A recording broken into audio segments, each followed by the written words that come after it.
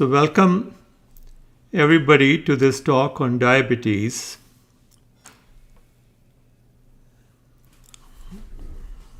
Just 1 second.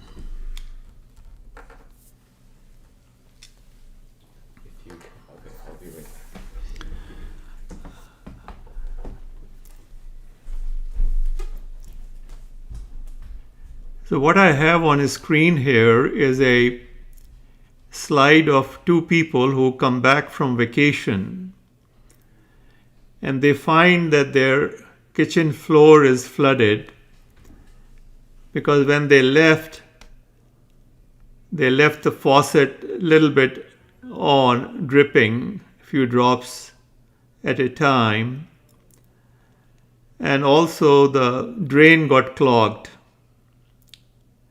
So as a result, the sink fills up within few hours and begins to overflow.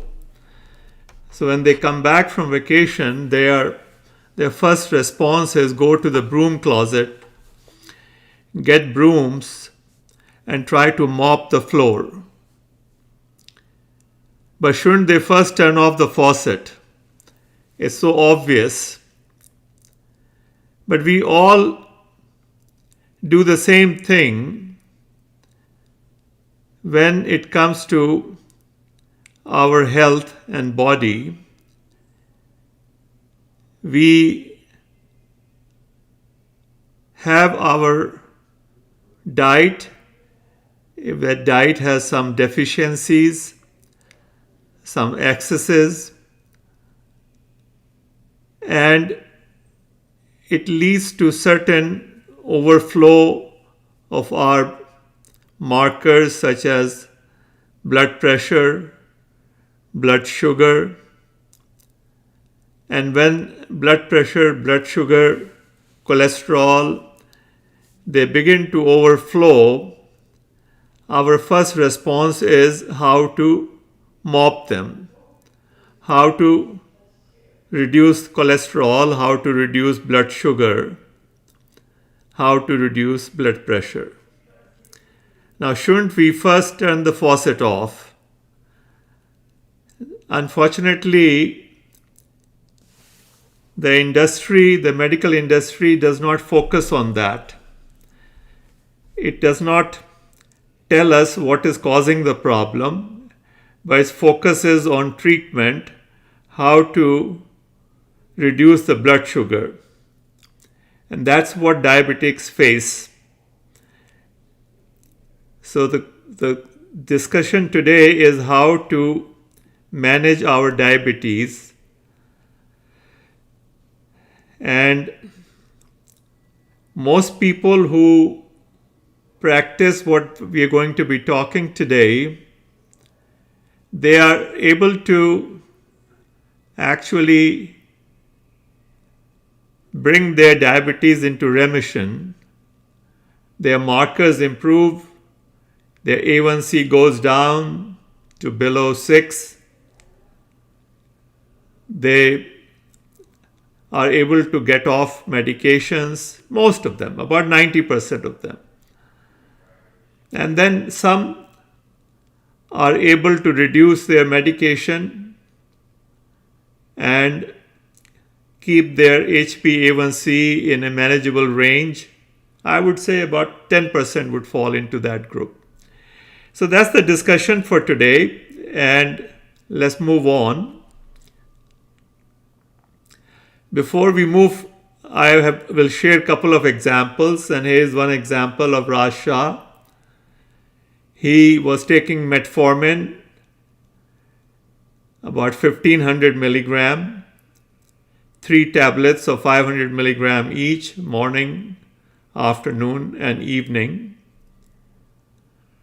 And within 6 weeks of joining the group, he joined the group on February 1st, 2021, he was able to bring his A1C to 5.7.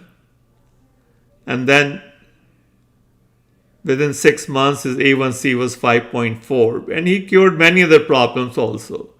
Blood pressure, weight, cholesterol. Interestingly, when our body heals, everything heals. You just can't heal one thing and not heal other. Here's another example of a doctor, actually, Dr. Dinesh Bhuva, here in Fremont, in San Francisco Bay Area.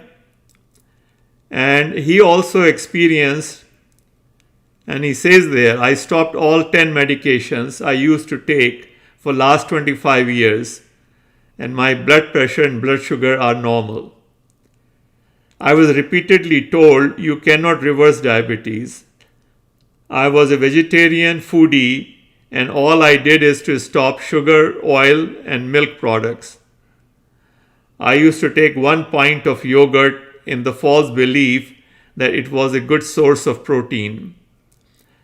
My medical doctor put me on a Premier Protein 34 grams to control my appetite. I have stopped all of these with my medications. I feel energized and vibrant. So here are just a couple of examples. One of them is a medical doctor himself who retired after 40 years of practice. So the information that we get from social media and media, that information is not totally correct. It is only partially correct. And the way it is presented, it leads to a lot of misinformation. And based on that information, our actions become wrong. We think we are doing the right thing, but we are not. And when our actions are wrong, the body gains weight, body develops diseases. That's body's way of telling us that something is not right. Unfortunately, we don't listen to the message and we start mopping the floor.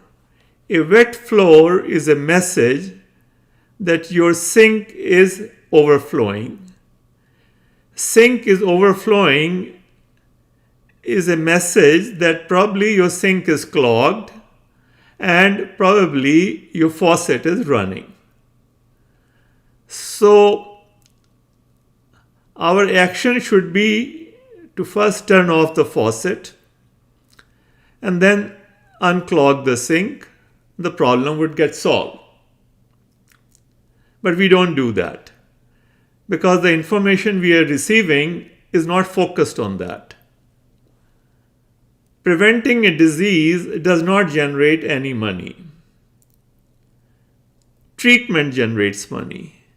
So there is a focus of medical industry today is on treatment, not on prevention.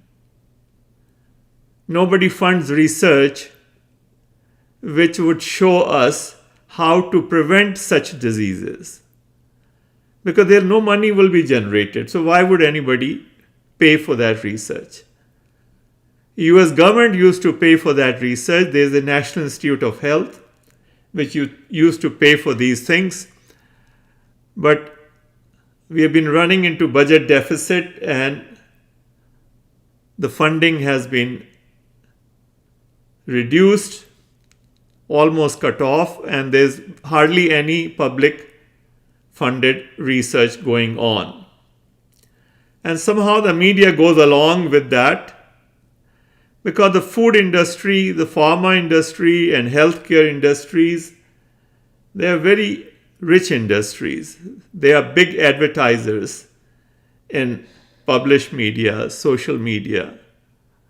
And media has no reason to believe that what they are saying may be only partially correct.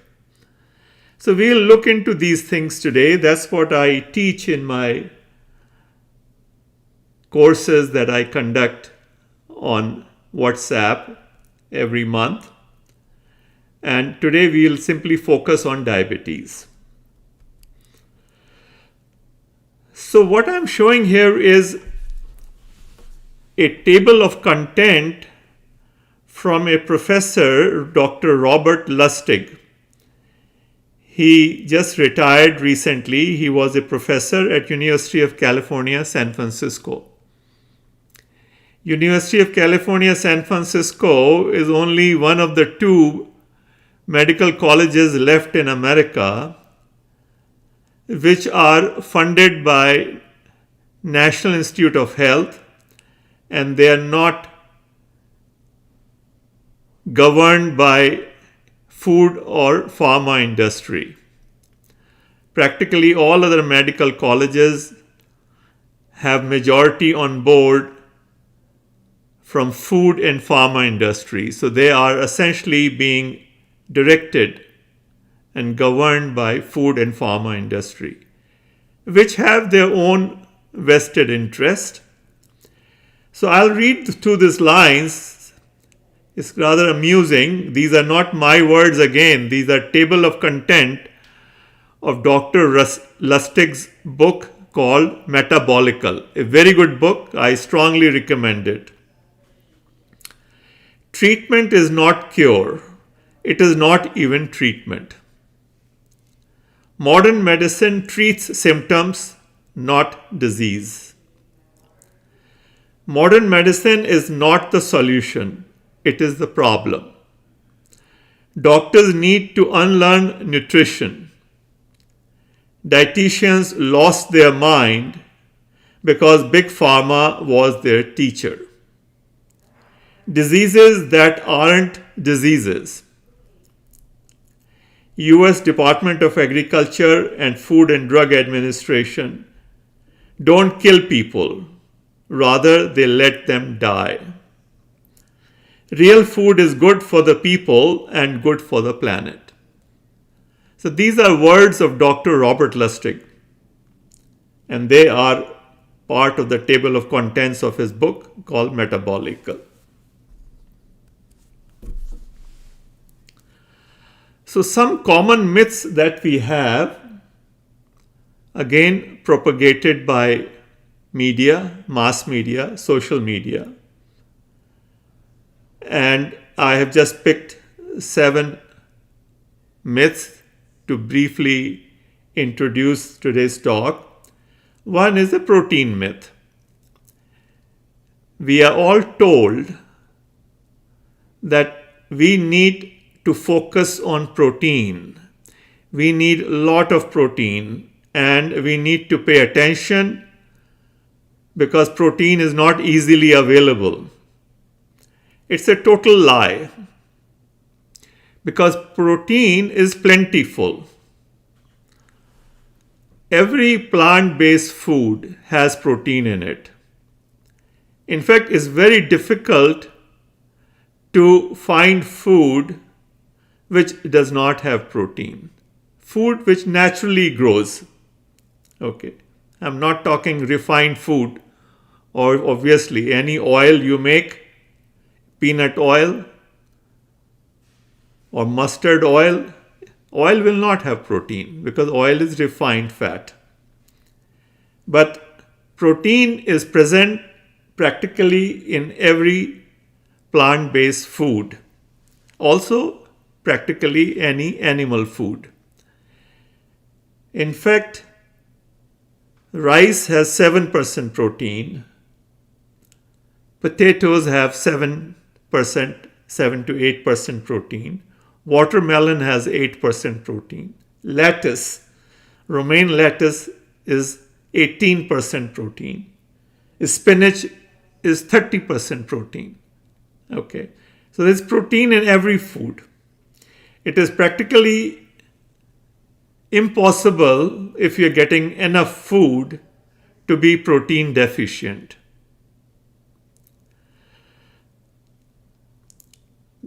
In 1947, US government had established, based on extensive research, the human body needs minimum 5 to 6% protein of total calories.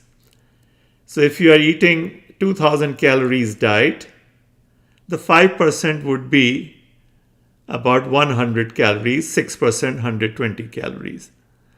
So which is about 25 to 30 grams of protein. That is the minimum we need.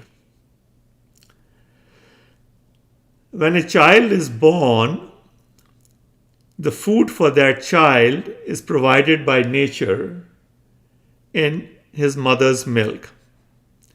Mother's milk has 5 to 6% protein, that's all. And the child is in the fastest growing stage of his life. So, Mother Nature has provided only 5 to 6% protein for your fastest growth cycle in your lifespan. Why should anybody need more than that? Similarly, there's another myth that we should eat low carb food, and especially when it comes to diabetes, they all tell us that you must eat low carb food and low carb food, which is again totally incorrect. Let's look at this slide. I have listed some food items here. Apple is 95% carb. Cucumber is 83% carb. Tomatoes are 81% carb. Romaine lettuce is 70% carb. Spinach, 64% carb. Bitter gourd, which is Karela, is 81% carb. Whole wheat roti or bread is 81% carb. Moong dal, 74% carb. This is the food that you need to eat. Carb is what you need to eat because you need very little protein.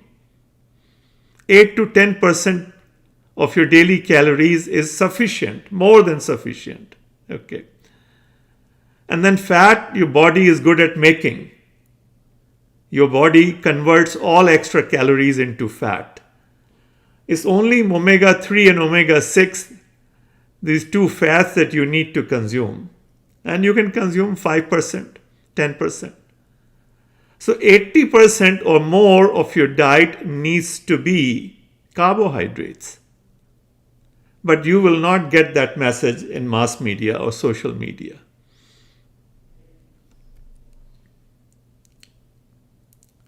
Another myth is that you need a lot of calcium, and dairy provides you calcium. So you must consume dairy to get calcium. This is again a myth. And Dr. Robert Lustig explains in his book Metabolical and in his talks. There are many talks, and you can go to YouTube and just type in Dr. Robert Lustig. You will see his talks, and I'll encourage you to read his book and his talks. And he talks there clearly that when you consume dairy, because in dairy there's a lot of phosphorus, in the presence of phosphorus, your body cannot absorb calcium. Dairy does not give you any calcium. Okay.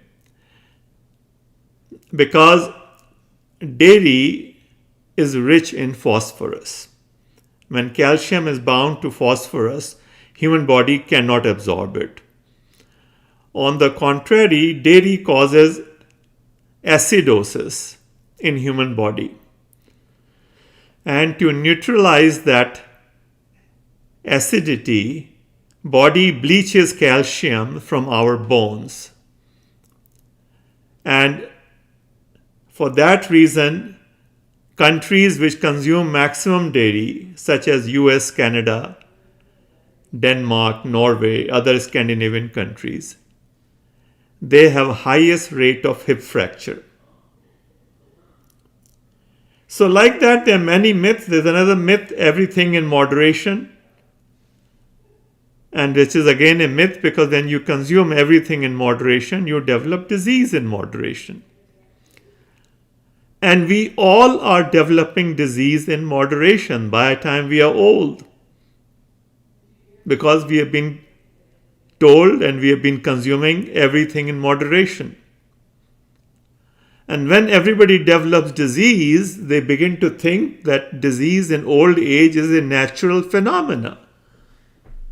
One should be expected to fall ill and develop diseases by the time he is 60, 70, 80 years old. And a project done 25 years ago demonstrated that that was a lie. The project was Blue Zone. National Geographic funded a research called Blue Zone, and they demonstrated that in 5 parts of the world, which the study called blue zones, such as Okinawa Island, Sardinia, Italy, Icaria, Greece, Costa Rica, and Loma Linda, north of Los Angeles. In these communities, people don't fall ill. They live a long life. And yes, we all die and they die, but they die not necessarily of old age diseases. Their average lifespans are in 90s. People live to be 95, 100-year-old. So we have demonstrated that this is a myth. Are humans very similar? No, humans are not similar. When we did Human Genome Project, we learned that our bodies is host to trillions of bacteria. Over 38 trillion bacteria live in our colon. It was on the cover of Time magazine, why your DNA isn't your destiny. Okay. They demonstrated that our body, for most humans, is about 99% common, genetically speaking. We have common genes. But the composition of our microbiota, the microbes that live in our colon lining, is very different. It differs from person to person. And that microbiome, you can call it microbiome, which is the actual genetic makeup of these bacteria, they dictate what their life is going to be. It is as if we all have phone and our hardware on our phones is practically identical. Maybe my phone has 3 lenses, yours might have 5 lenses. Mine is black in color, yours might be of a different color. But the circuitry inside, the 98 to 99% of hardware of all phones is same. However, our phones have software. I could be using WhatsApp, you could be using Facebook, somebody could be using Instagram. These are different software. So when we are using different software, the hardware of the phone expresses itself differently. So all the functions that we normally manage on phone are governed by the software we are using. Similarly, in our body, the way our body is behaving is a function of the microbiome of our body, the 38 trillion bacteria living inside our body, and most of those live in our colon. They dictate how we will respond to a food or any stimulus.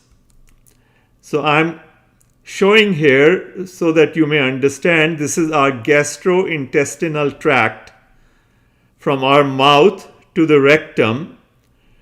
When we consume food, it goes through esophagus to our stomach.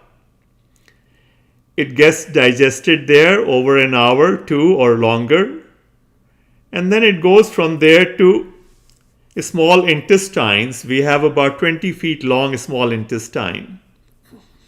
Food travels through intestine, it gets absorbed, and then it reaches our large intestine, which we call colon. colon is about 5 to 6 feet long, about 3 inches in diameter. Okay, it's a very large organ. And the food travels through colon. The colon lining is where we have, and this is the lining, we have an inner mucus layer and outer mucus layer. And the food that is traveling in the lumen is full of bacteria. Some of these bacteria enter into our outer mucus layer. And that outer mucus layer is where they live. They live their whole life. They regenerate, they give birth to their children, grandchildren. Many generations live. And our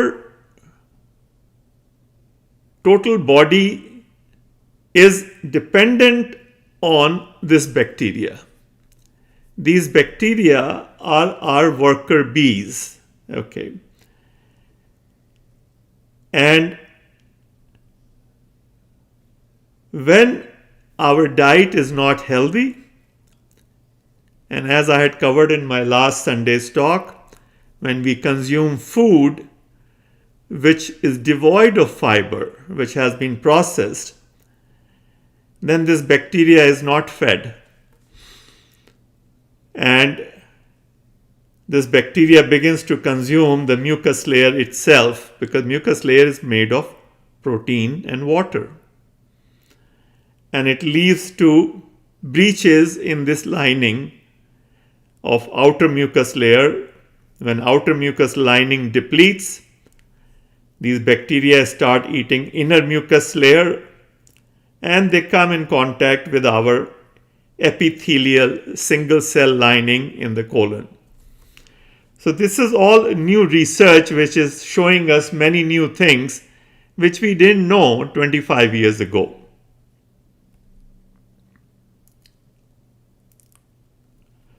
So we humans are not very similar. We are similar only genetically, but epigenetically we are very different. Each one of us is very different. Another myth that we have been told is that there should be a separate diet for separate diseases. This is totally incorrect. If there was separate diet for separate diseases, how will you decide what disease you should prevent? Should you prevent heart attack, or should you prevent cancer? Or should you prevent diabetes? Or should you prevent arthritis?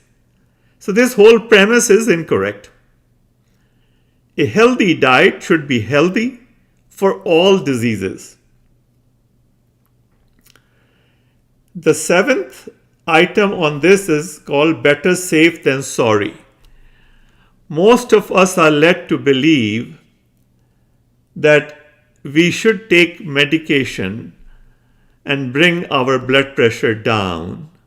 We should take medication and bring our blood sugar down.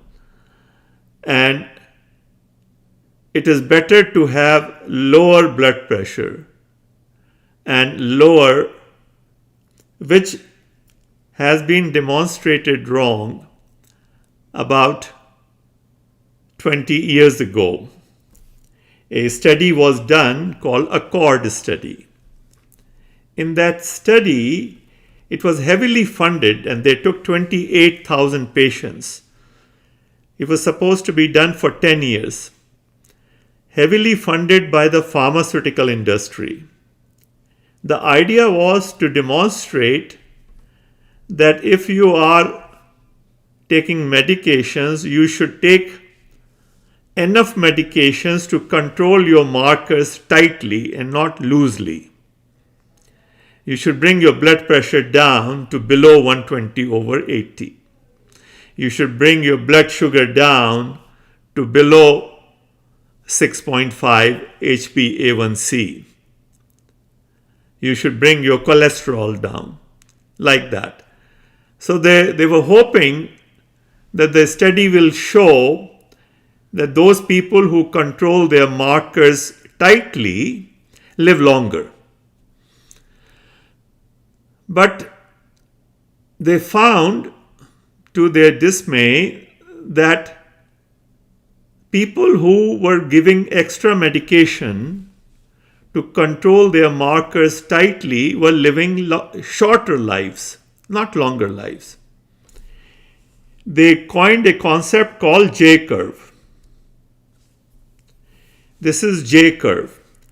So yes, some medication helps bring down your blood pressure, your blood sugar, your cholesterol.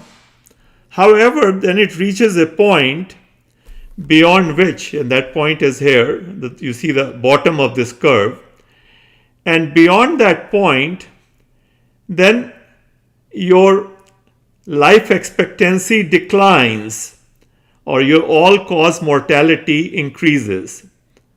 So it is in your best interest to stop at that point, which is the low point of this J curve. And they demonstrated that that low point was not a blood pressure of 120/80. That low point was a blood pressure of 140/90. Okay, for people under age 60. For people over age 60, that point was 150/90 for most people. Similarly, for diabetics, they demonstrated, and I'll go to the next chart. This is the actual raw data of Accord study, and here they have shown two charts. One for diabetics who take oral medication like metformin, and the second is diabetics who are on insulin. So as you can see on this insulin chart, when you take insulin, and if your HbA1c is high, like 10.5 or here 9.5, insulin helps increase your life expectancy. But once it reaches a point between 7.6 and 7.8, your life expectancy is maximum.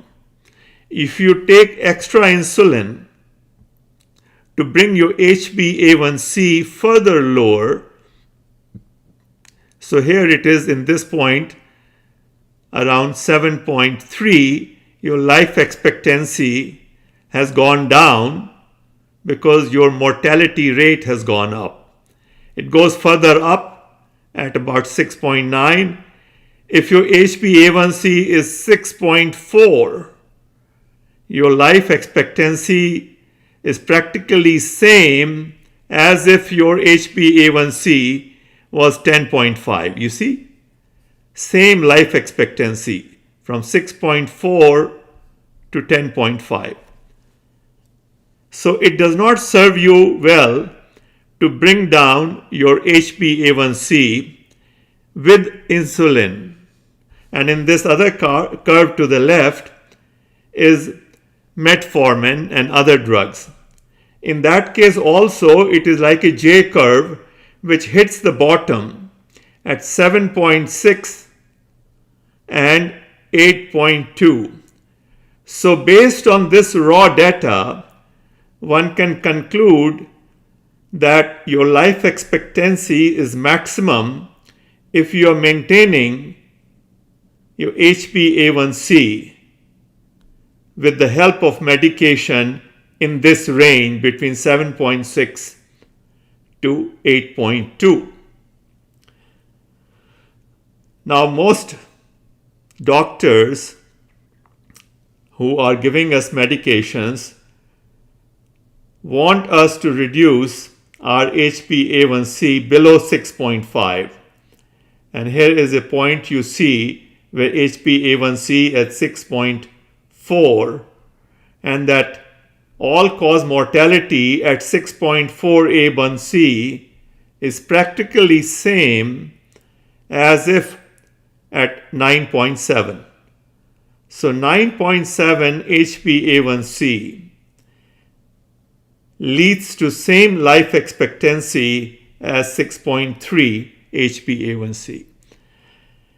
This research was done and they had to stop this study short instead of going for full 10 years, they stopped this study in the 8th year itself, because they deemed it would be very unethical to continue with this study. So the study was stopped in 2008, and it was published in Lancet Journal in 2010. This chart that you see came from Lancet Journal. The number of patients were 27,965. It's a huge study, very expensive study. However, those results were kind of brushed under the carpet. Nobody heard about it. And you know how many people read Lancet journals? Very few. Okay. The research did not come into mass media at all. Then after 10 years, after a lot of pressure from the doctors that I follow and other conscientious doctors, they revised their guidelines on March 5th, 2018. And here is that press release. ACP is American College of Physicians. ACP is the second largest body of doctors in America. The largest body is American Medical Association. But American Medical Association does not get involved in prescribing any guidelines. ACP is the largest body, and ACP released on March 5th. This is dated March 6, 2018, and it says very clearly, patients with type 2 diabetes should be treated to achieve an A1C between 7% and 8% rather than 6.5%. So this is the largest body, and they have the least conflict of interest as compared to American Diabetes Association, ADA, because Diabetes Association is a group of doctors who are treating diabetic patients. They had a vested interest in keeping the cutoff criteria for medication as low as possible. And their guideline was that it should be less than 7.0. And they still continue to follow that guideline. Another group that treats diabetic patients is endocrinologists.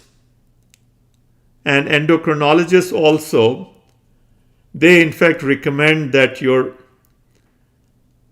HbA1c should be brought down to below 6.5.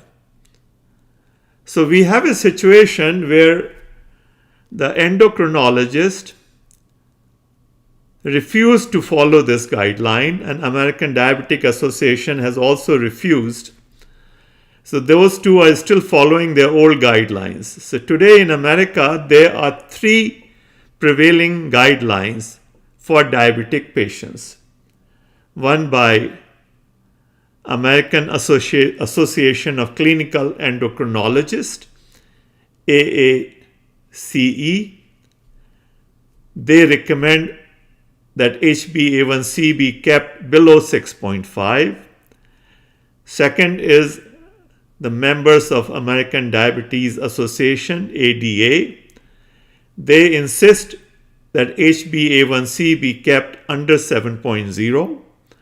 And American College of Physicians, who say that HbA1c should be maintained in the range of 7 to 8. And the raw data actually went up to 8.2. Okay. So now you are beginning to see where the conflicts arise and how the information that is being propagated in mass media is convoluted by the self-serving interest of one group or the other. Anyway, we'll continue.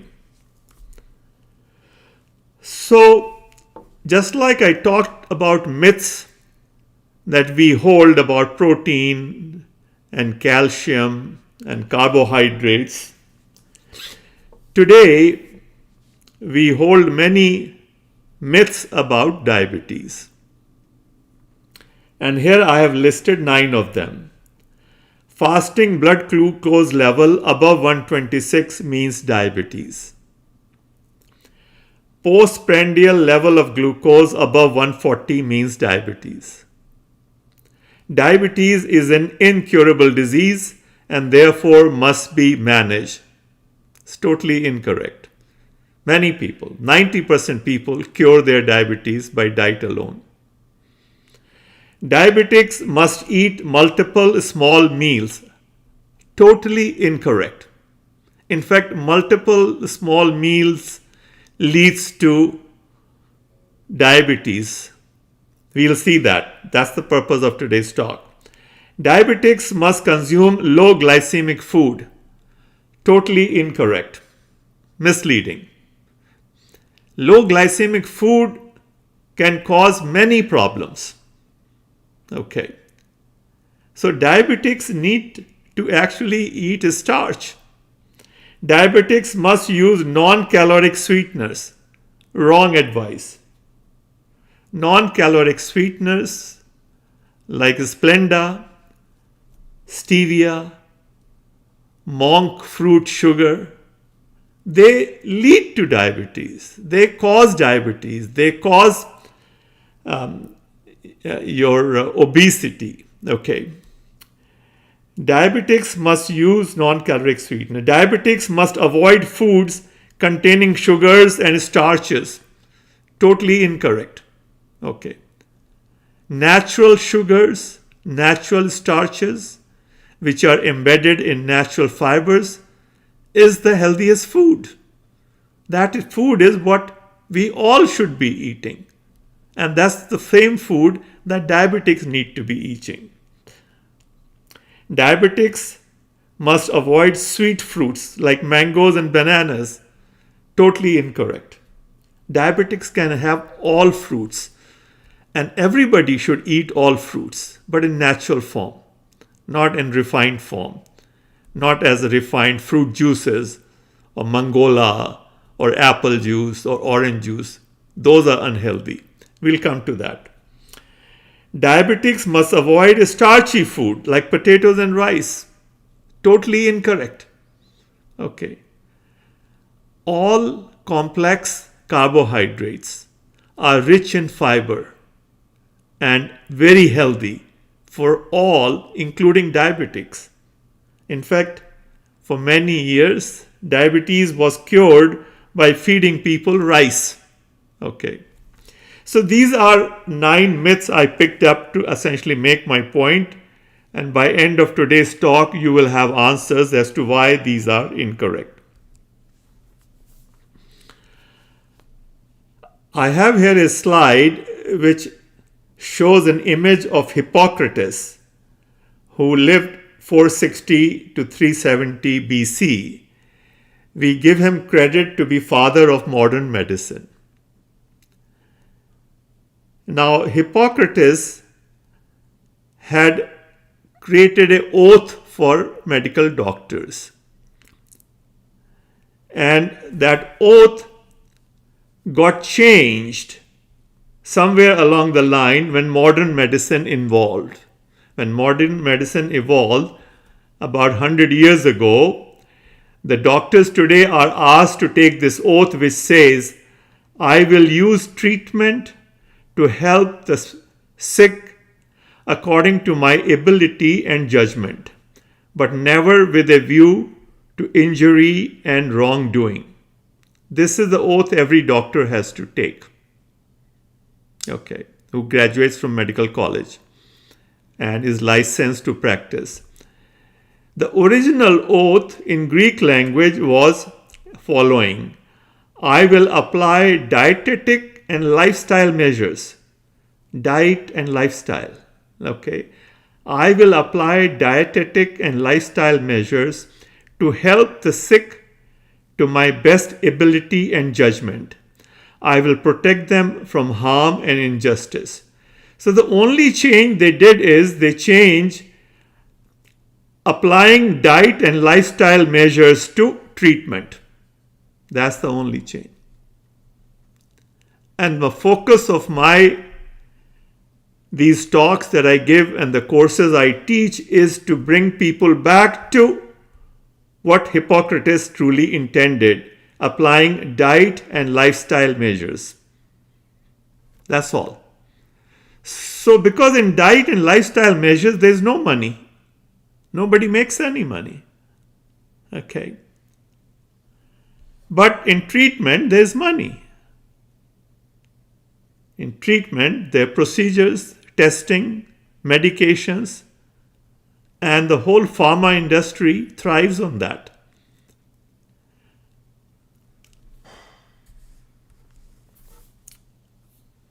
Okay. Here is a list of leading causes of death in US. Heart disease is on the top, cancer,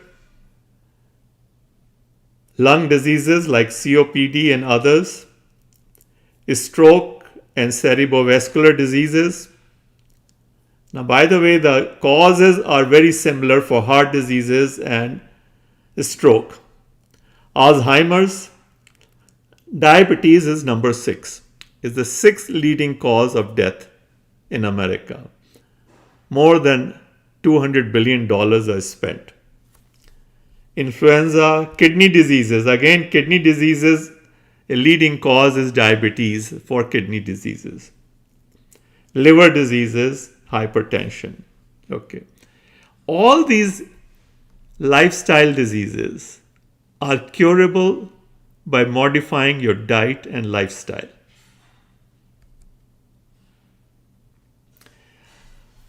This curve here is a S curve. It shows us that all chronic diseases lie on a continuum.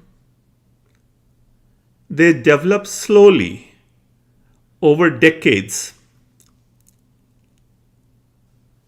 You start with optimal health when a child is born and fed, nursed by his mother.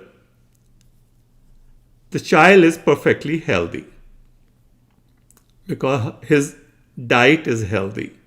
Okay. There may be cases of infectious diseases, but if the mother is nursing, and all 99% of the cases, the child is healthy. And then a time comes, let's say the first birthday of the child or 6 months, when the mother decides that now we will feed the child table food, and child is weaned off mother's milk and served table food. And table food, the mother or the parents feed the child what they think is healthy. And of course, what they think is healthy is what they get from social media, from talking to other people. So that is, they're back to that information base. They're told and they believe that, no, I need to feed a lot of protein to my child. They start giving the child egg and dairy and butter and cheese and apple juice instead of apple. Like that. Whatever they think is healthy, they feed their child. And the child starts developing, chronic disease begins. That is when chronic disease begins.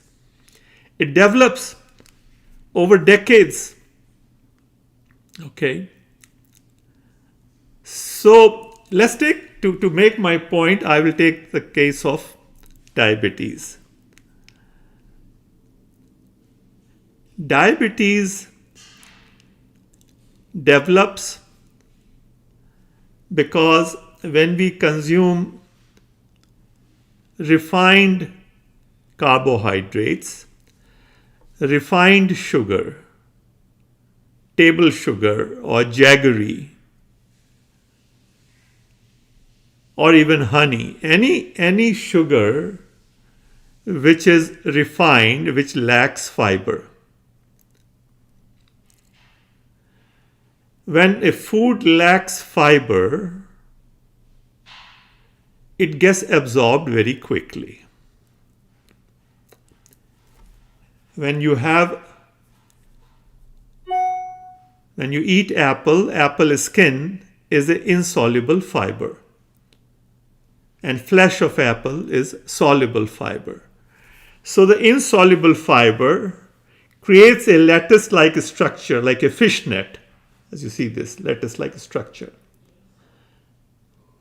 And the openings in this lattice-like structure or a fishnet get filled up by soluble fiber. Soluble fiber is like jello. Okay. So this fish-like structure and fishnet-like structure made of insoluble fiber, and then the openings are blocked with jello-like soluble fiber, the absorption of nutrients slows down. So if you feed child an apple, the sugar is being released and absorbed in his blood in a slow pace. When the sugar reaches liver, slowly, the liver sugar consists of fructose and glucose. Table sugar, which is called sucrose, is 50% glucose and 50% fructose. Fructose comes from fruits, as the word says, fructose. Okay. So if a child is eating an apple and gets, let us say, 100 calories from apple, 50 calories are coming from glucose and 50 calories are coming from fructose. When these 100 calories reach, they are reaching slowly, maybe 2 calories a minute. So for 100 calories to reach child's liver will take about 50 minutes at the rate of 2 calories per minute. The liver will take one of that calorie, which is glucose, and pass it on to the body in the blood, because whole body needs glucose. And when the fructose comes, the liver has a choice. Liver can convert fructose into glucose, or liver can convert fructose into fat. If the calories are coming slowly, the liver converts fructose into glucose.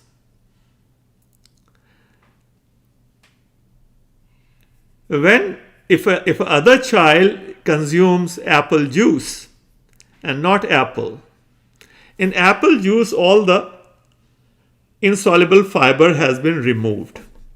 Some soluble fiber is still there, yes. But there are also refined juices available, the clear juices that you see. They have even less soluble fiber. So the juice is now absorbing, the child is absorbing sugar from this refined apple juice at a much faster pace, because that fishnet type of insoluble fiber structure is not there. And instead of absorbing 100 calories over 50 minutes, he absorbs 100 calories in 10 minutes, let us say. So now the calories are coming 10 calories per minute. 5 calories of glucose and 5 calories of fructose. When liver sees the calories coming at such a rapid pace, liver sends the glucose to the blood down the stream. Because for glucose, liver has no choice. It says, I'm going to keep some for myself. I'm also an organ. I need some energy, some calories.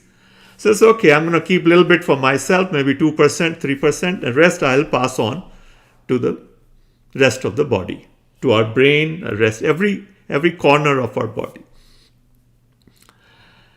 Now when fructose comes, liver says, okay, wait a minute, let me figure it out. Do we need more glucose? So there's a dialogue that is happening between liver and the body, the blood. The liver doesn't have to make a long distance call because blood is in the liver also. Your heart is pumping blood every second. Every second, fresh supply of blood is reaching liver. So the liver only needs to look, hey, how are you doing? You need some more? It's this dialogue. Now, how does liver judge how much glucose is there? There is something called insulin. When body gets glucose, as soon as sugar touches the tip of our tongue, a signal goes to our pancreas. Sugar is on its way, release insulin. Insulin is a hormone. Insulin hormone helps sugar get inside the cell. Okay. What insulin does, insulin is like a key. It goes in and unlocks the cell. If this is a cell and this is the door for glucose to go in, the insulin goes and unlocks it. The cell door opens and from the blood, the glucose enters. This is what is going on. Okay. So insulin is a measurement of how much glucose is there in the blood. Since the child that consumed apple juice, the calories are getting absorbed at a rapid pace. At 5 calories per minute of glucose is coming, the insulin level goes up much more. Okay. So the liver gets a signal from the blood that I have enough. I'm not able to handle it. Don't give me any more. So out of those 10 calories, 5 glucose already have gone. The 5 calories of fructose, the liver says, I'm going to convert you into fat for a rainy day. Body doesn't need it right now, it has plenty. So I'm going to convert you into triglyceride. Triglyceride is fat. Okay. Tri meaning 3. So 3 fat molecules connected with a glycerol, E, like a E shape. 1 fat molecule, 2nd fat molecule, 3rd fat molecule. So liver takes fructose and converts it into triglyceride. And the fat that is formed is sent in the blood to be stored for a rainy day. The fat is supposed to be stored under our skin. Under our skin throughout our body, we have what we call subcutaneous fat cells.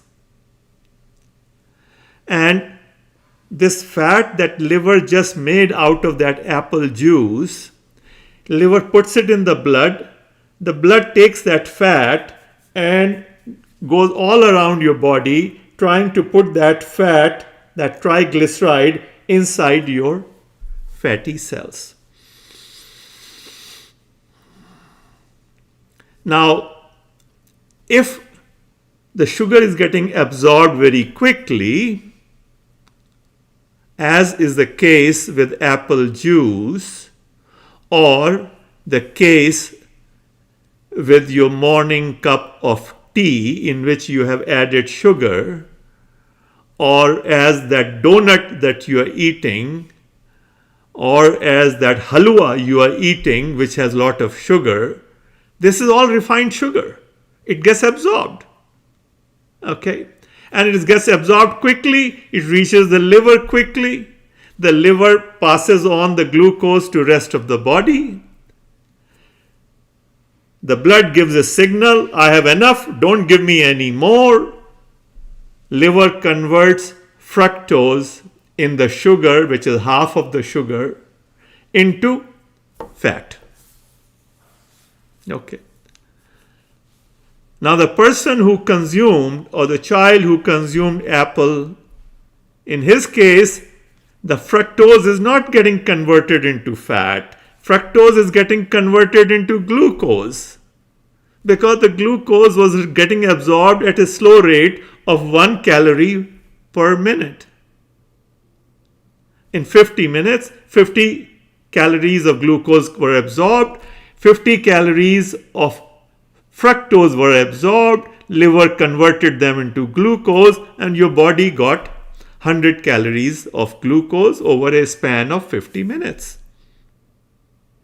which is perfectly healthy, which your body will use up because your body is going to be active for next few hours. Even in that 1 hour, your body has probably spent 100 calories already. Typically, during our active day, we spend, if we are not doing any walking or running, we are just sitting or doing our normal chores, office work at the desk, or some simple walking, we are spending about 100 calories an hour. So in about 12 daytime hours, we spend about 1200 calories. When we go to sleep, our metabolic rate goes down, the need for energy goes down, and we spend about 50 calories an hour. Okay. So daytime, we are spending 100, and if you're walking or you're running or playing tennis, you're spending 200, 300 calories an hour. Okay. A 3 mile an hour walk, a slow walk, a medium pace walk, you will spend about 300 calories an hour. Roughly 100 calories per mile. Okay. So we are spending calories during daytime, and we want to have glucose available during daytime. During night time, we are not spending. We are either listening to music or watching TV. So after we finish dinner, let us say, 7 o'clock, you finish dinner, and we'll talk about it, why it is important to finish dinner early. You are spending only at the rate of so between 7 o'clock at dinner to 7 in the morning, these 12 hours, you are probably spending 40-50 calories an hour. So you are spending about 500 calories in those 12 hours. In the daytime 12 hours, you're spending more like 12 to 1400 calories. So this is what goes on. And so what happens is, when we consume refined sugar, the liver converts fructose in the sugar to fat. If that conversion is happening rapidly, the blood, which is taking that fat to be tucked under our skin in subcutaneous fatty cells, also gets overwhelmed, because you also ate some maybe kachori with your breakfast, some fat or some butter on your toast. So you are already getting fat, which also has to be tucked away. So your blood is now rich in triglycerides, fat. And your liver made more triglyceride. So now your blood circulation system is also overwhelmed. Not only liver is overwhelmed, your blood circulation system is overwhelmed. So what happens? Some fat spills over in the liver itself. The liver is handling your your food that is absorbed in your small intestine, and so it's handling all that butter that came and the kachori that came, and then you had milk, okay, which also has fat. So it was handling that fat, and then it also converted the fructose into fat, so that the triglyceride is overwhelming the liver. Some triglyceride falls in the liver itself. That's the first thing that happens. Second thing that happens is some of it falls in your stomach cavity. Your stomach cavity has vital organs, and that some of that fat attaches to vital organs. It is called visceral fat. So your fat that liver is processing is getting attached to visceral organs. And the third place where that fat goes is in between your muscle cells. So if this is one muscle cell, this is second muscle cells, and they're all tucked away like that in your muscle tissues. Your muscle tissues are made of muscle fat. Muscle cells. Okay. So each muscle cell has tiny receptors to receive insulin signal. A tiny hole, okay, tiny hole into which the fat is supposed, the sugar is supposed to be enabled by this insulin by unlocking that door through which it will enter. Okay. So that some fat goes and blocks these receptors. Okay. It gets on top of those receptors. Now we have about 37 trillion cells, give and take few trillion here and there. Most of these cells, with the exception of few, have insulin receptors.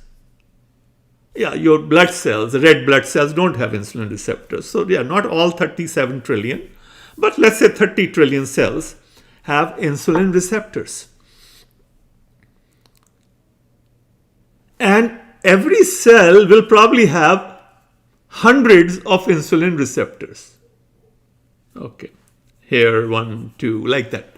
Every cell is very tiny. Okay, we're only talking very tiny.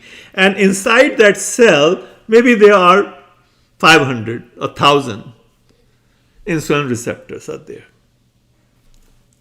So when a child is taken off mother's milk, the child's all insulin receptors are clear and open.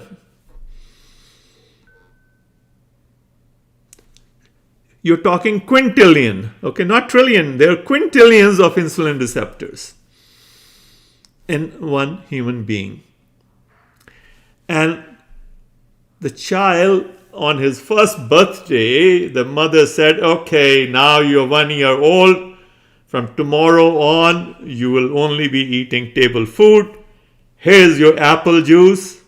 In our family, we have been eating apple juice. We think it's a very healthy product. You know, in India, I remember 70 years ago when I was a kid, there was a gold coin apple juice. It was the most expensive drink.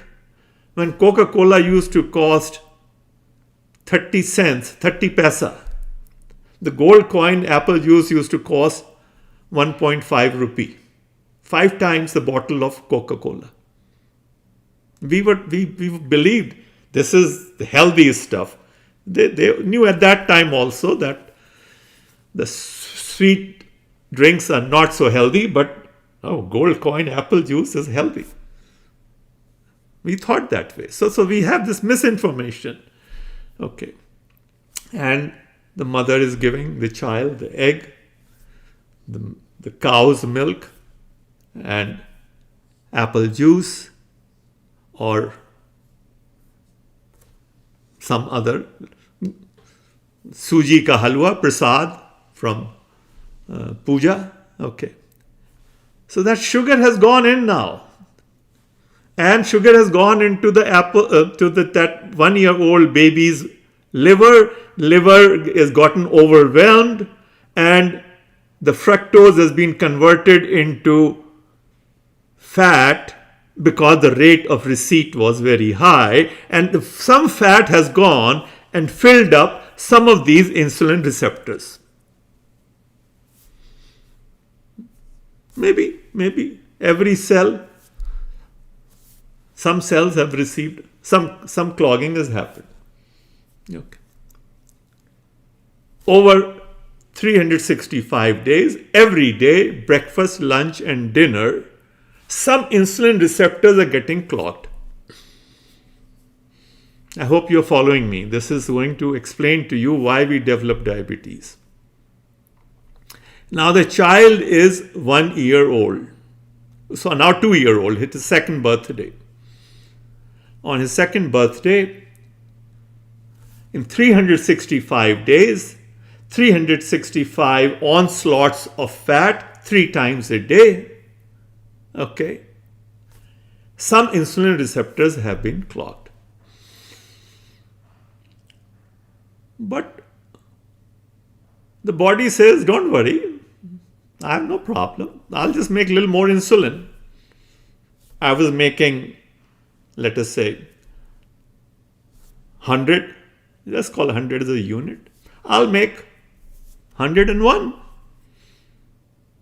So now insulin release, pancreas, every human body part has excess capacity. Please understand. So the body says on second birthday, no sweat, I'll just make a little more. So it's already making every day very, very tiny, minuscule. You see, I'm talking very minute things. I give an example that our nails grow every day, right? Every second. From the time I started this talk to now, my nails have grown. But I can't see the difference. It is minuscule, but they are growing. It's not that they grow on Sunday when I clip the nails. No, it's growing. Your hair is growing. Every second it is growing. So now that child becomes then 3 years old, 4 years old, 5 years old, 10 years old. A 10-year-old child has had 9 years of onslaught of that triglyceride formation. And some insulin receptors are getting clogged. So the more insulin has to be produced to do its job. So pancreas is making more insulin. So it's making okay. They're making 9% more. Just to give an example. Now the child is, let us say, it is his 34th birthday. Arbitrarily, I'm saying.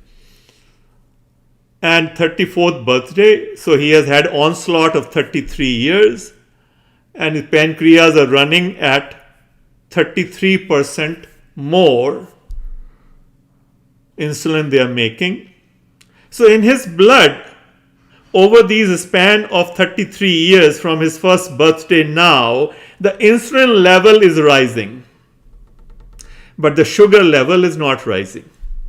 Because got more insulin. Insulin did its job. It keeps the sugar to a level of, let's say, 75. His sugar level remains at 75. But insulin level is rising. At the age of 34, the pancreas say, oh, now I'm running full capacity. I had 33% extra capacity. I'm running at full capacity. I can't make any more. So now his sugar level rises, goes from 75 to 76. So from the age of 34 to 35, 36, 37, 80, 40, 41, 42, 45. Sugar level is rising. From 75 it became 76, 77. Okay. And he turns 45. And let us say his sugar level has gone to 101. He turns 50 and the sugar, fasting sugar level, or measurement of sugar, the lowest sugar, has risen to 126. He reaches a point where sugar level has reached to 126. Now he goes, sees the doctor. You have crossed the 125 threshold. Sugar over 26, 126 is called diabetic. You are diabetic now.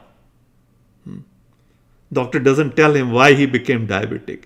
He did not become diabetic that day. Please understand.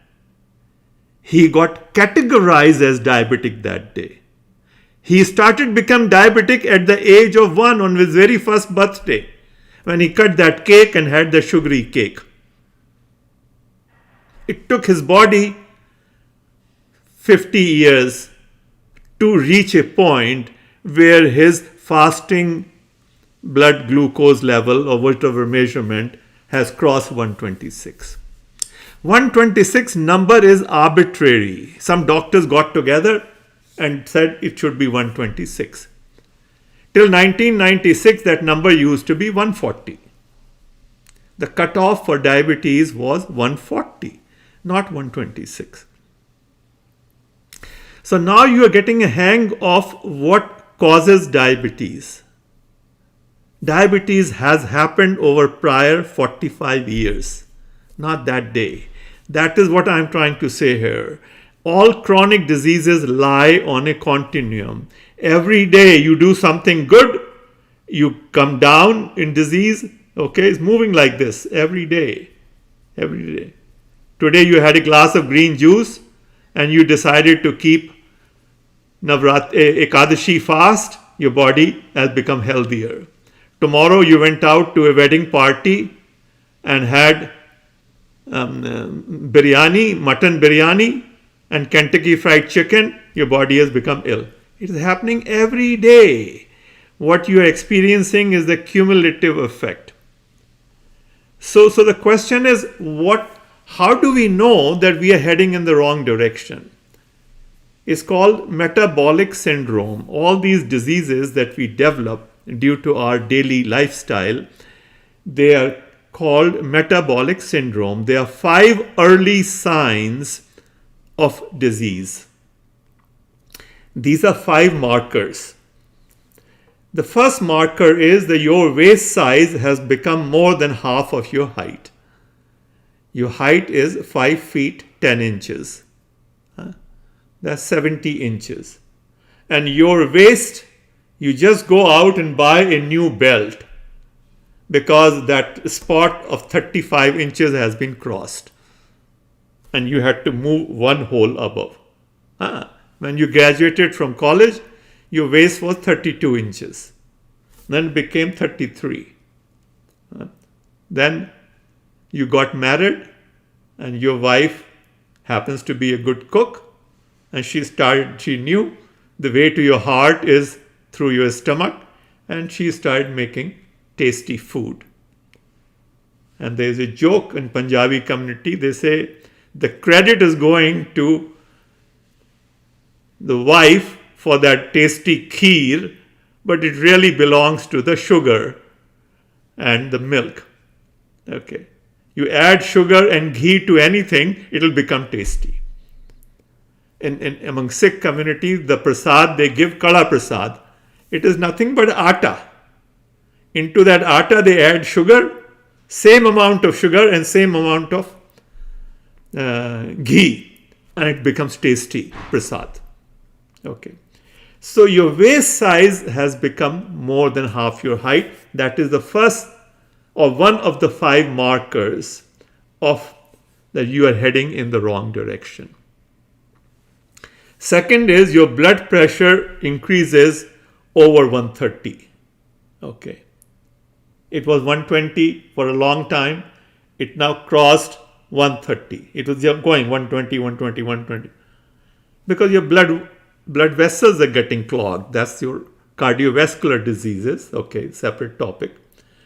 So it crosses 130. Third is your triglyceride in your blood, triglyceride level, crosses 150. That's the third marker. Your HDL cholesterol is under 40, which is another marker that you're heading in the wrong direction. Your fasting glucose has gone above 100. Okay. So that's a pre-warning that you're heading in the wrong direction. So these 5 are metabolic markers. They tell you in which direction you're heading, and doctors collectively agree that if you have 3 of these 5, then you are already suffering from metabolic disease. If you have 1, then be warned. If you have 2, be warned. But as soon as you cross 3 markers, now you are a diseased person. Okay. So this is I call it a spiral of death, because when we get diagnosed, generally most of us get diagnosed as blood pressure first, somewhere around the age of 50, 55. And that's item 1. And the doctor does not tell us as to why we got hypertension. He simply says, don't worry. And I remember my first visit, I was 49-year-old. And the doctor says, you have developed hypertension. Okay. And he said, don't worry, I'll prescribe you medicine. He did not tell me to change my lifestyle. He said, don't worry, take this.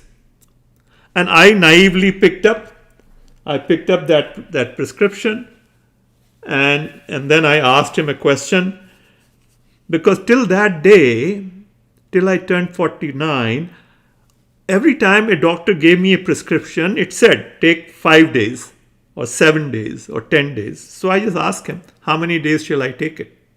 And he started laughing. No, Lalit, it is not one of those medicines I have been giving you. This is not an antibiotic. This you will have to take rest of your life. 49-year-old. And the doctor is giving you a medication and telling you have to take it rest of your life. He did not talk anything as to what am I doing wrong. He probably didn't know. It is not taught in medical colleges. Nutrition is not taught in medical colleges. Medical colleges teach you prescription drugs. This is the symptom, this is the drug to take. This is the symptom, this is the drug to take. Okay, like that. Symptom drug mapping is what is taught in medical colleges. Besides, of course, medical procedures, okay, treatments. This is what they teach you. Another 5 years, you go, second visit, this is, okay, your cholesterol is higher than 200, take this statin drug. You go after another, now you are 60 years old, you go, he says, okay, your blood sugar is high, it's crossed 126, you have got diabetes, okay, take this medication. After another 5 years, you go, okay, your blood pressure is not in control, take the second medication. I showed you a chart of Raj Shah in the beginning. He was taking 7 blood pressure medications, and doctors were not able to control his blood pressure. And he joined my LMK health group, went on plant-based whole food diet and various lifestyle measures. In 6 weeks, his blood pressure came down. And he was off medication within 2 months. All 7 medications. Okay. So you see diabetes drug 2, then they give you cholesterol, more drug, higher dose. Then diabetes, they say you have to go on insulin now. And then you develop a chronic kidney disease. Then you develop fatty liver. You go on dialysis, the kidneys have failed. You develop cirrhosis of the liver and you die at the age of 80 or 85. And for last 30 years of your life, you're taking medications. This is a typical life today because they're all focusing on prescribing medication. And nobody is talking to you as to what is it that you're doing wrong. You started doing that wrong at the age of 1. Not your fault. It is not even your parents' fault. They didn't know. They didn't know. But now we know. There are doctors who have been pushing this. Okay. That's where I learned. It's not what I'm telling here is not what my own research or anything.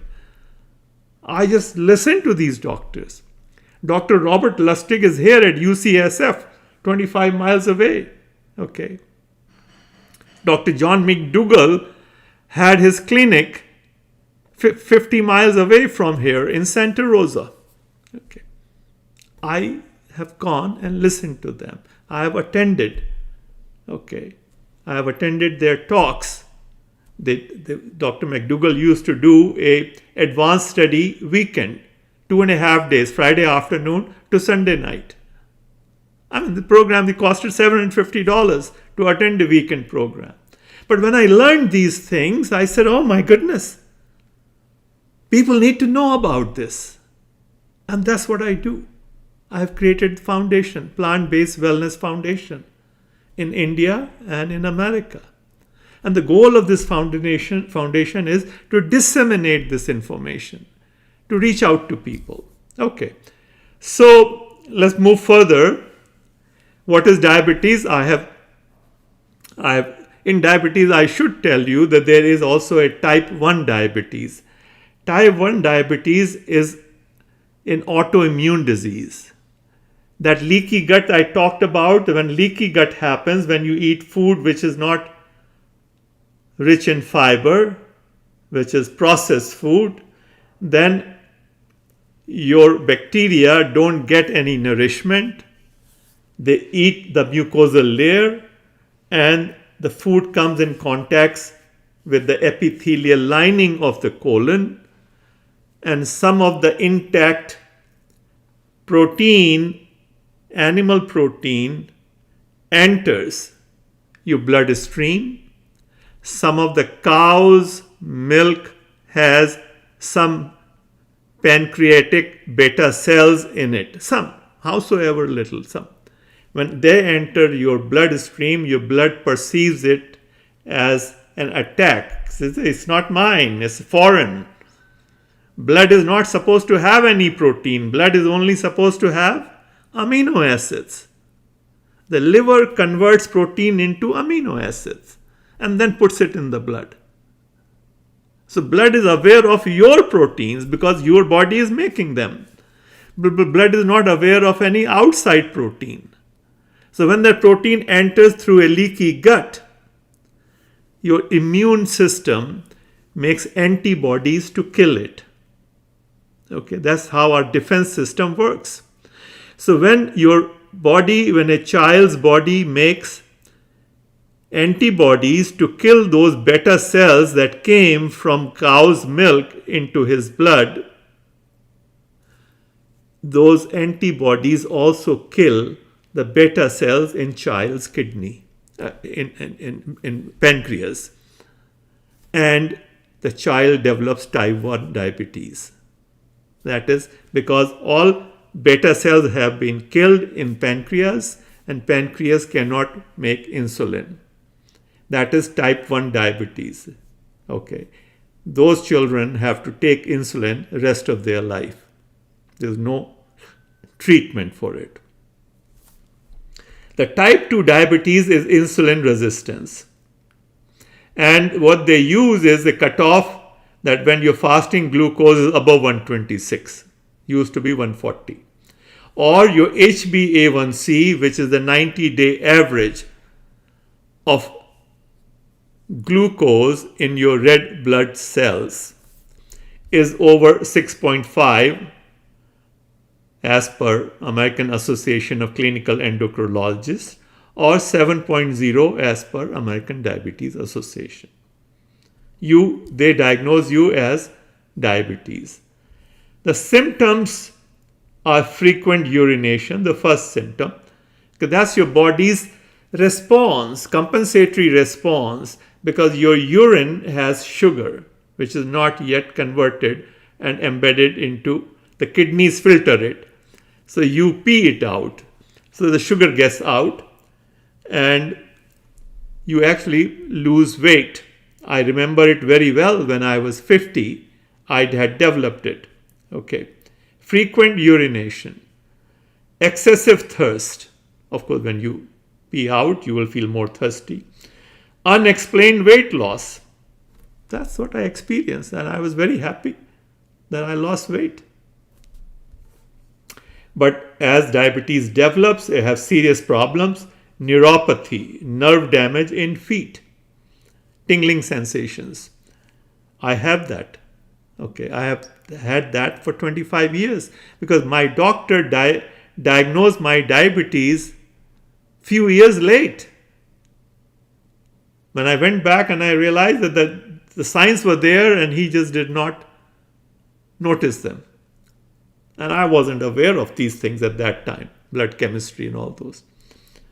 Retinopathy, eyesight damage can happen. Okay, because your retina has very fine blood vessels.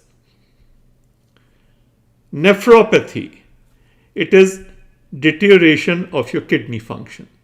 So these are 3 serious symptoms of diabetes.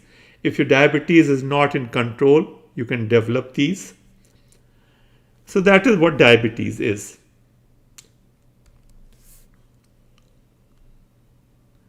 So now I'm using this slide to make one point.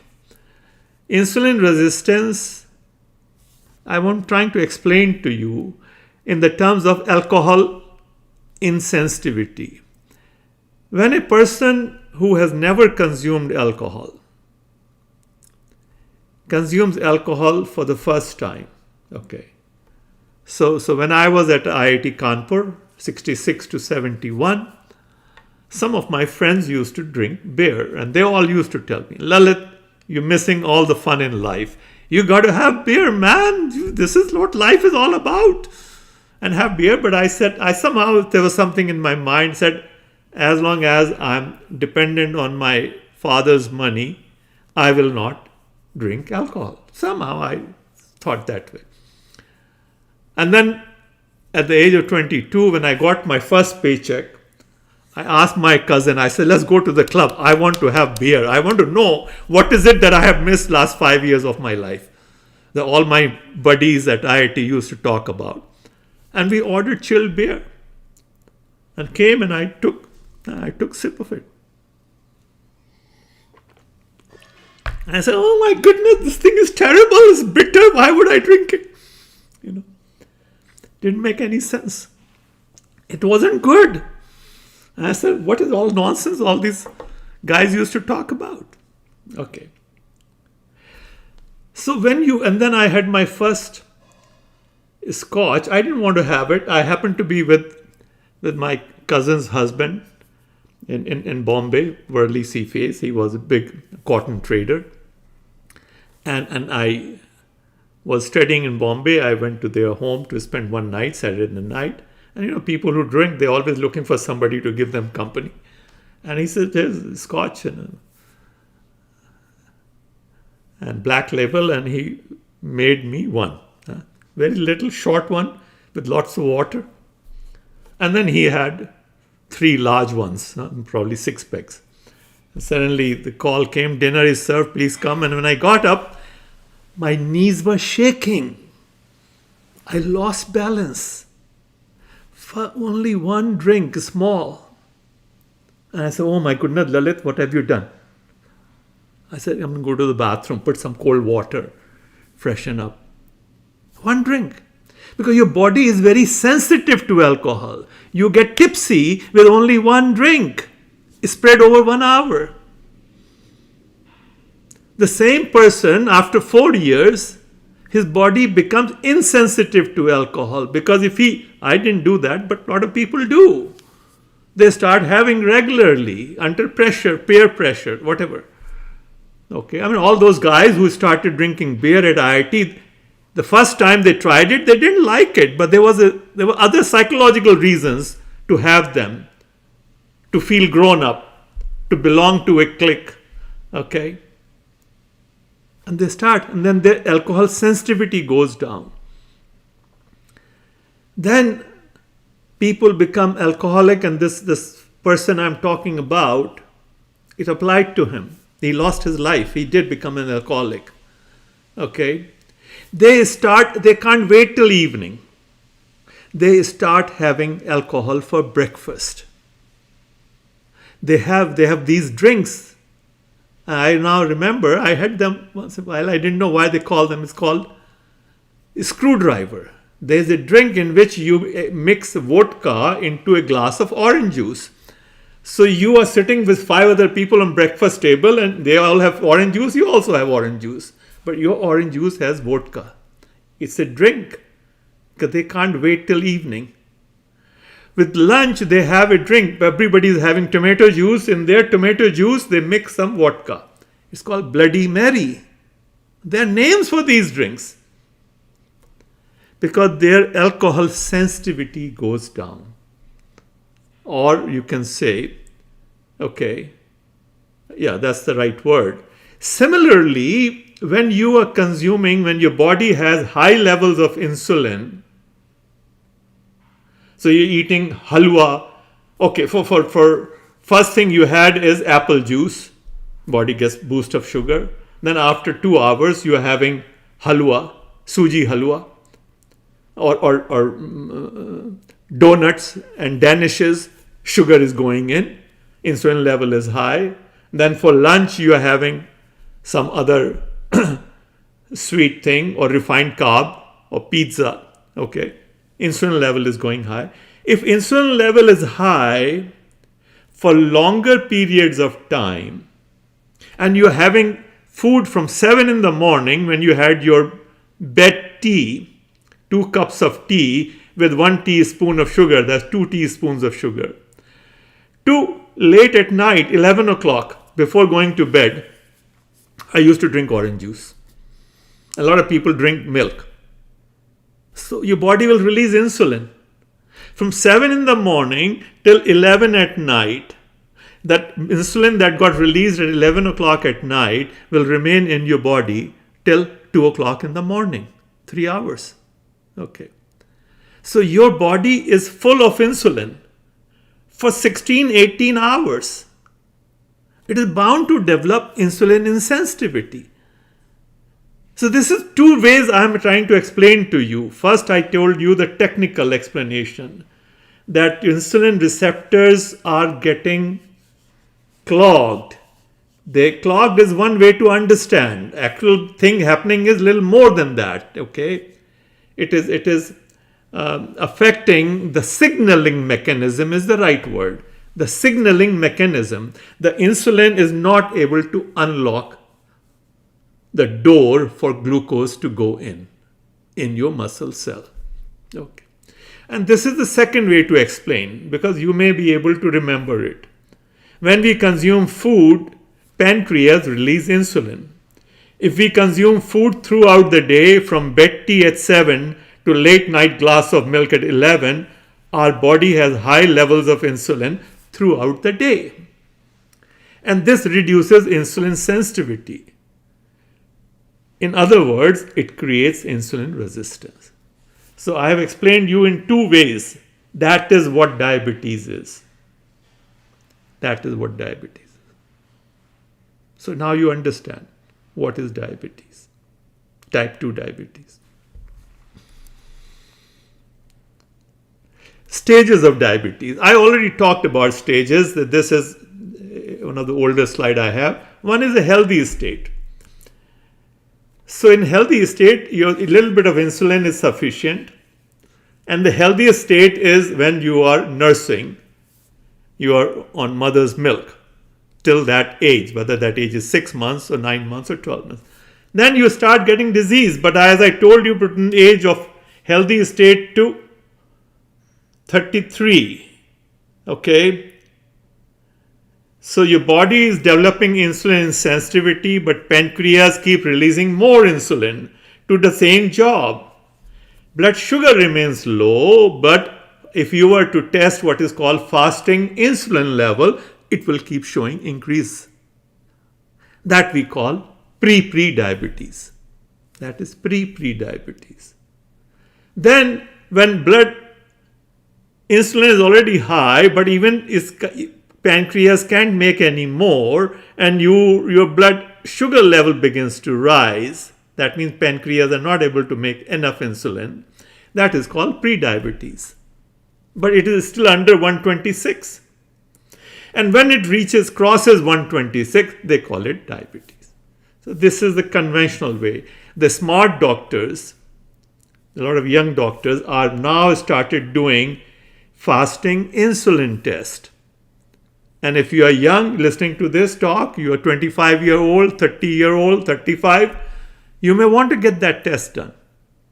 That test will show you how much pre-diabetic you are. How much pre-diabetic you are. Okay. And then diabetes advances further to chronic kidney disease. And then leads to dialysis and other complications. There's no death by diabetes. Death is always by failure of kidney or liver or heart. Diabetes coexists with other conditions. Diabetes is the body's compensatory response. The more sugar, the faster sugar you are giving it. It's not necessarily more. It is at what rate it is coming to the liver. When liver is getting sugar from that apple juice at the rate of 10 calories a minute, liver doesn't know how long it will come. Whether it will keep happening for next 1 hour or only next 5 minutes. It doesn't know. When it is raining outside and it's a heavy rain of 2 inches an hour, you don't know how long it will rain. Whether it will stop after half an hour or after 5 minutes or after 10 hours, you don't know. So you have to be prepared for it. Similarly, the liver prepares for it by converting that fructose into triglyceride, the fat. That's all.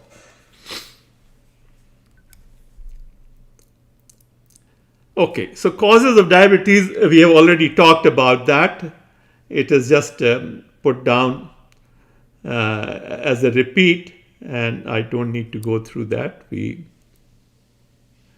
Whole food versus refined food. That was the subject of my talk last Sunday.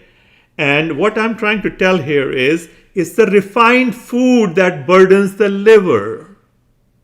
It's the refined sugar.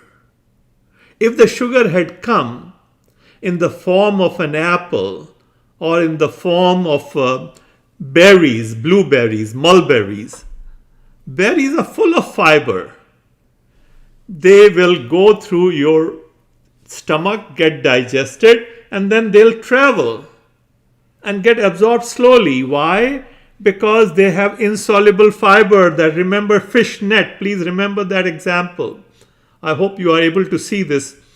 These openings are getting blocked by soluble fiber. Is blocking these openings. So you have insoluble fiber, which is creating the fish net, and the soluble fiber, which is jello-like material blocking. So the nutrients are not getting absorbed. Nutrients are not getting absorbed. Food which is rich in fiber travels very rapidly. Its motility is more. It'll go through your intestine much faster than food without fiber. So the example I had taken last weekend in explaining this point was 2 people. One person had porridge. Porridge is broken wheat, cooked in peanut milk, whole peanut milk without filtered. Okay. He boils peanut milk, cooks porridge into it, and put some water. You first put some water, you boil the porridge, then you put peanut milk in it, and then you put some dates and walnuts and blueberries and chia seed and flax seed. Okay, so there's a whole recipe. I teach that in my course, and we sell it at our food company that we created at Gurgaon. That is whole food. So one person is eating porridge and having an apple. That's his diet, 700 calories. Whole wheat, peanut milk, and apple. that food will travel through his intestine within an hour or hour and a half. The other person, his twin brother, is having maida ki kachori. Maida, which is refined flour, cooked in peanut oil, deep fried, and having a glass of apple juice. There's no fiber in his diet. Okay, oil is there, apple juice is there, from which insoluble fiber has been removed. Okay, and if it's a processed apple juice, even a lot of soluble fiber has been removed. Okay, and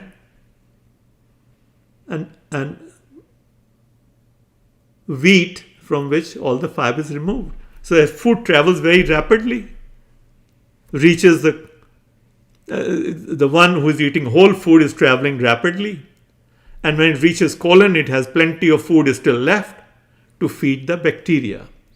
And your healthy bacteria, the 37 trillion bacteria in your colon, are happy. Since they are your worker bees, and the worker bees are happy, they're making all kinds of nutrients, short chain fatty acids and vitamins and this and that your body needs. Your body is a healthy body and immune. A study has shown the people who eat variety of food. A study was done from 2013 to 2018, 5 years. It's called American Gut Project. American Gut Project showed that people who eat more than 30 variety of plant foods every week, they just don't fall sick. The immune system is very healthy. Okay, they don't fall sick. And people who consume less than 10 variety, where a typical American comes, they're falling sick all the time. You go attend an event, there are 100 people attending, one person is carrying some bacteria, problem, whatever, okay, is sick.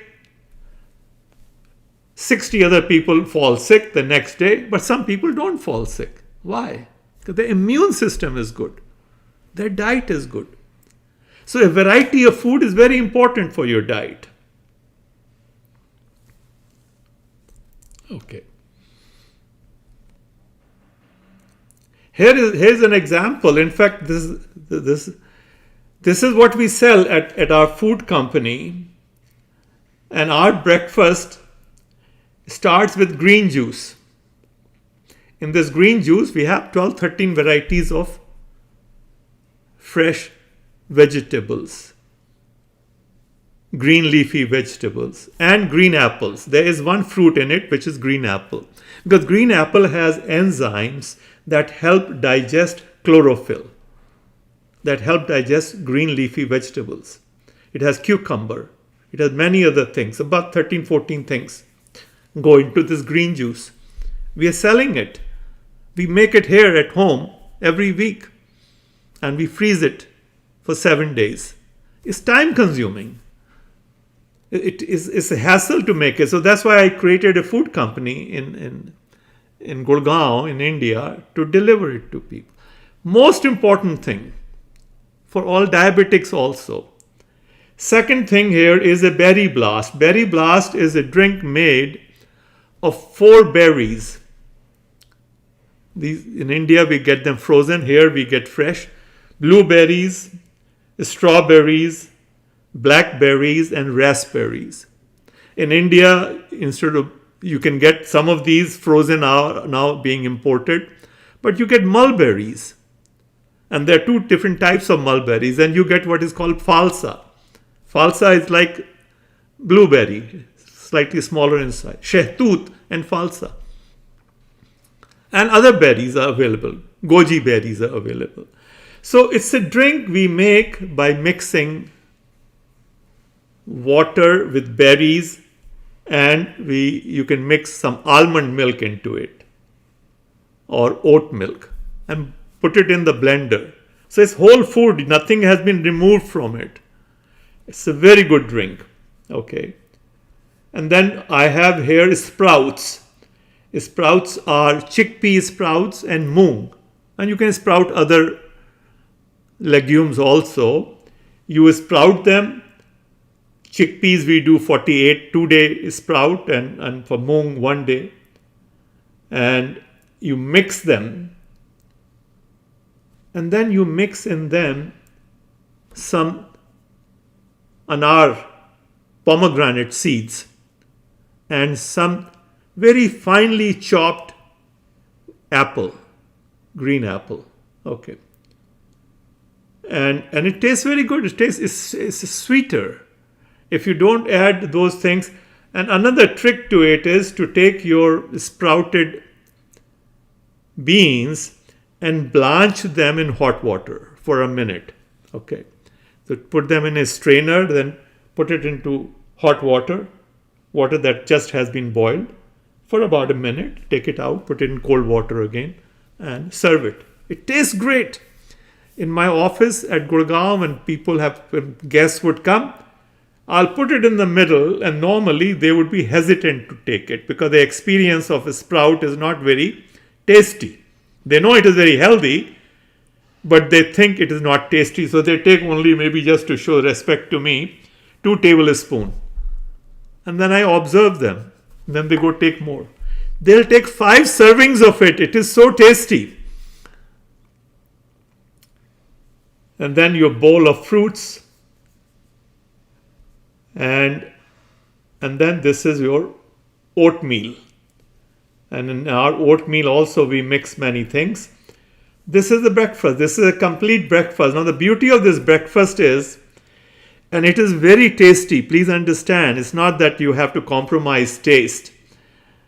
And it's very unfortunate that our experiment in Cyber City is not panning out. We are losing money. We may have to close this place because we're just not getting enough business and losing money every day. But you see the items here, I have shown what is the total calories. 700. This breakfast has 707 calories. It is getting about 19.3 grams of protein. Very healthy breakfast. Not too much protein, but there is healthy serving of protein. Okay, you need about 40 grams per day. Half of your protein has come. And it has 23.9 grams of fiber. All the fiber is recommended in America. They recommend 25 grams of fiber per day. You got it in your one meal. Okay. And there's sugar, about 57 grams. That's all natural sugar. Sugar in natural form is what your body needs. Your body runs on glucose, but natural form. This sugar will get absorbed slowly over next 4 hours, 5 hours. From breakfast time to lunch time, that gap of 4 or 5 hours, the sugar is getting absorbed slowly. It is not overloading the liver. And there's a healthy amount of fat as well. So there are 32 varieties of plant foods. Cooked calories are 300, uncooked calories are 407.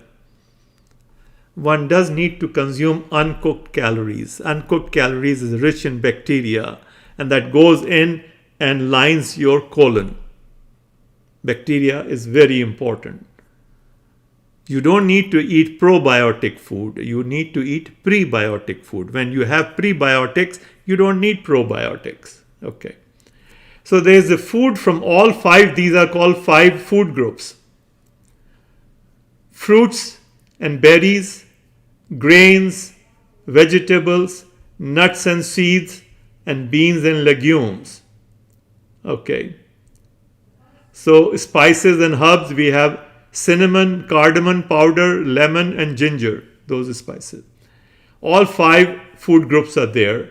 And in a day, you need to make sure that about 20% of your calories come, plus minus, from each of these 5 food groups. So this is a very healthy breakfast.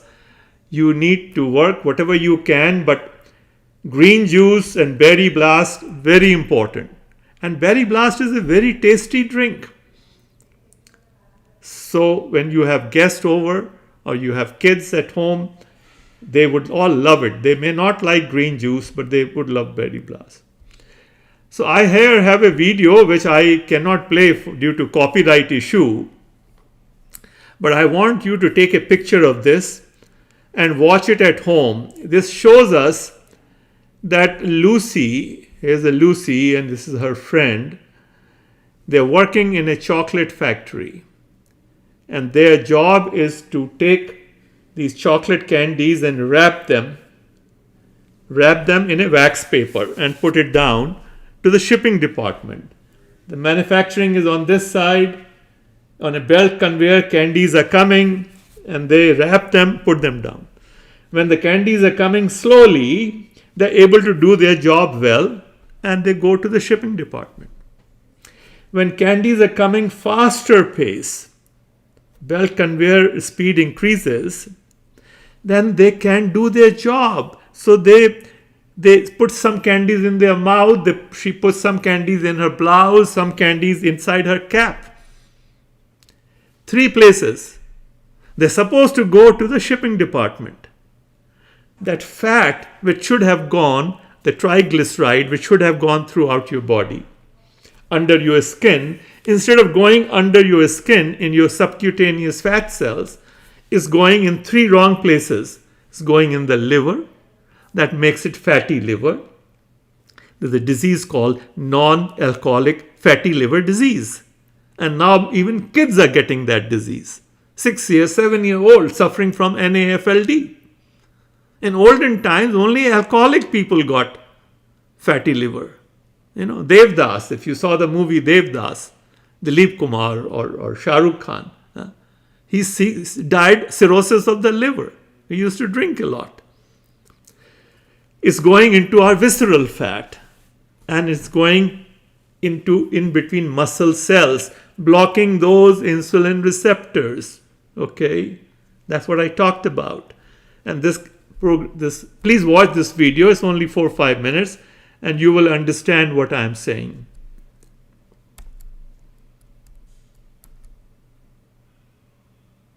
Okay, here is a chart that shows what we, the educated class of people, the refined people who know that we should eat healthy. This is that group of people. Okay, everybody who's listening to this talk is a health conscious person. We are educated people. We want to do the right thing. Our only problem is we have been misinformed as to what is the right thing. They are having this daily lifestyle thinking that they're eating healthy. Let's walk through it. 7 o'clock in the morning, they have a cup or 2 of tea, which is made with milk and sugar. And they're eating some rusk with it or some biscuits with it. Okay. At 9 o'clock, they're having breakfast. For breakfast, they're having aloo paratha or idli or dosa or uttapam or kachori with dahi, curd, or they're having poha or upma. And they're having some sweet lassi, dahi ki lassi, or lemonade or tea or coffee, which has sugar in it and yogurt in it. Okay, sugar. Now, ghee and oil is into every meal, and they consume 2 to 6 tablespoons of ghee or oil per day. Sugar is practically in every meal. We consume 10 to 30 teaspoons of sugar. Okay. The calories from ghee and sugar, only these 2 items, are 400 to 1000, or anywhere from 20 to 50%. And then they're consuming dairy. Milk is going, dahi is going, lassi is going. Okay. Or mithai, and most of the mithai in India is made out of khoya, made from milk. And the calories from dairy are 10 to 20%. So when you add them, 1/3 to 2/3 of their meal meal that they think is a healthy meal is coming from food that has no fiber. Food is devoid of fiber. The lunch, dal, sabji, okay, dal has fiber, okay, sabji will have, but raita, roti, rice and mithai. In the evening, samosa with tea or sharbat. Those who like to have alcohol with them, they'll have with the alcohol with some chips or namkeen or hot mix from Haldiram, fried cashews or matti. And for dinner again, they'll have chole, curried vegetable, dry vegetable, raita, roti, matti. Okay. This is what is going on. This is what is causing illness every day. Every day. It's all cumulative. Those insulin receptors are getting clogged slowly, and it catches up with you. And then you discover at the age of 45 or 50 that I have diabetes. You did not develop diabetes that day. It's happened over prior 40 years, 45 years. The food that you thought was healthy. One-third to two-thirds calories are devoid of fiber. Okay. This is not the diet of naughty children. Nobody is drinking Coca-Cola here. Three mangolas or thumbs up in a day. No, this is not that. This is people who are eating in moderation. Everything in moderation. Yeah, only one piece of burfi, not 5 pieces of burfi. Only 2 Mario biscuits with my cup of tea. They think that because you're having that Mario biscuit, it's a little dry, so they think it's healthy. It's not healthy. The suji rusk. What is rusk? Rusk is maida, sugar, and oil. Only those 3 things. So this is where the change has to happen. This is the change. If when you replace this with this is my kitchen in this house right behind me there. Okay. This is my counter. This is the juice I make. The juicing is the second best option. I want to make that clear. Eating these uncooked is the best option. Eat it as salad. The only problem is we don't have the time in a day to eat as much salad. So the juicing makes it easy. I don't recommend fruit juices. This is primarily vegetable juice. Even when you remove a lot of cellulose, the center part of the stem here is cellulose. You don't need that. It comes out. But all the insoluble fiber, most of it, and soluble fiber remains in the juice. So you take that juice. Initially, I recommend you take it 3 glasses a day. How large a glass? Depending on your size. If your clothing size is extra large, you are Amitabh Bachchan, have extra large. If your clothing size is what Jaya Bhadri used to be 40 years ago, extra small, have extra small. Okay. 3 glasses a day. You will find that your body begins to heal. Within a week, you will see change. Your sugar levels will come down. You will be surprised. Okay.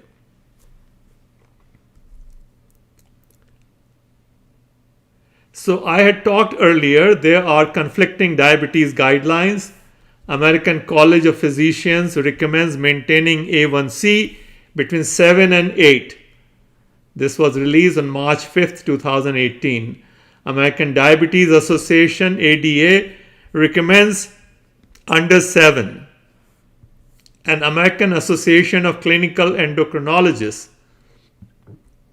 AACE, recommends maintaining A1C below 6.5. They got so nervous. On March 5th, this was released. March 5th, within 1 week, on March 12th, they released and reiterated their guideline. Because they would have lost half their business if everybody started following this. But ACP is the largest body. They don't have conflict of interest. ADA has a conflict of interest. Their doctors, 100% incomes come from diabetic patients. AACE, their doctors, 2/3 income comes from diabetic patients. So they have vested interest, conflict of interest.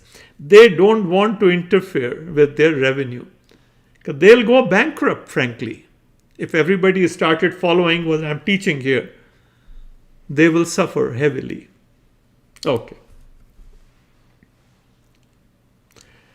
There is a concept that all diabetics need to understand. It's called dawn phenomena. What is dawn phenomena?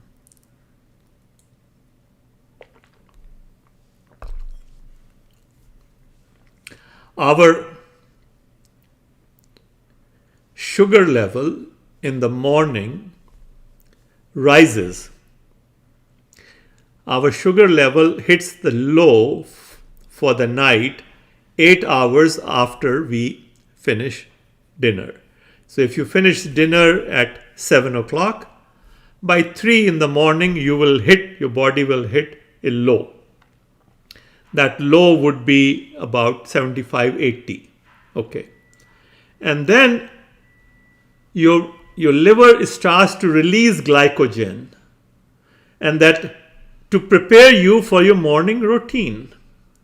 Your body knows your routine. We have a circadian rhythm that knows what time you will be doing what. If you go for a game of tennis or golf or jogging at 7 o'clock in the morning, Morty knows that this body is going to be running at 7 o'clock. He's going to need energy. 75 is too low. Your liver releases glycogen. That glycogen gets in the form of glucose. It becomes glucose. There's a hormone called glycagon which converts glycogen into glucose, and your glucose level rises. If you are using a continuous glucose meter, which is a patch, you put it under your arm, it will show that every night you hit a low of 75 or 80 or 85, and then it begins to rise. By the time you get up in the morning, your blood sugar may be 120, 125, 130. So in every human being, from the night time. So when your morning sugar is 130, don't say मैंने कल रात को क्या खाया था. जो कल रात को खाया था, that finished within 8 hours. Its effect was over. You already hit a low. If you're used to getting up, if one person gets up at 4 in the morning and does his yoga and pranayama and meditation, and he takes fasting sugar, his fasting sugar may show only 95. He got up at 4 o'clock. The other fellow, his twin brother, gets up at 7 o'clock. And he gets up and all he does is read newspaper. So his body knows that this guy is going to just sit on the chair and read the newspaper. He doesn't need much sugar. Okay. So there's a difference in these two people. Okay. Okay. So every cell in our body has a clock, and that clock is controlled by hypothalamus.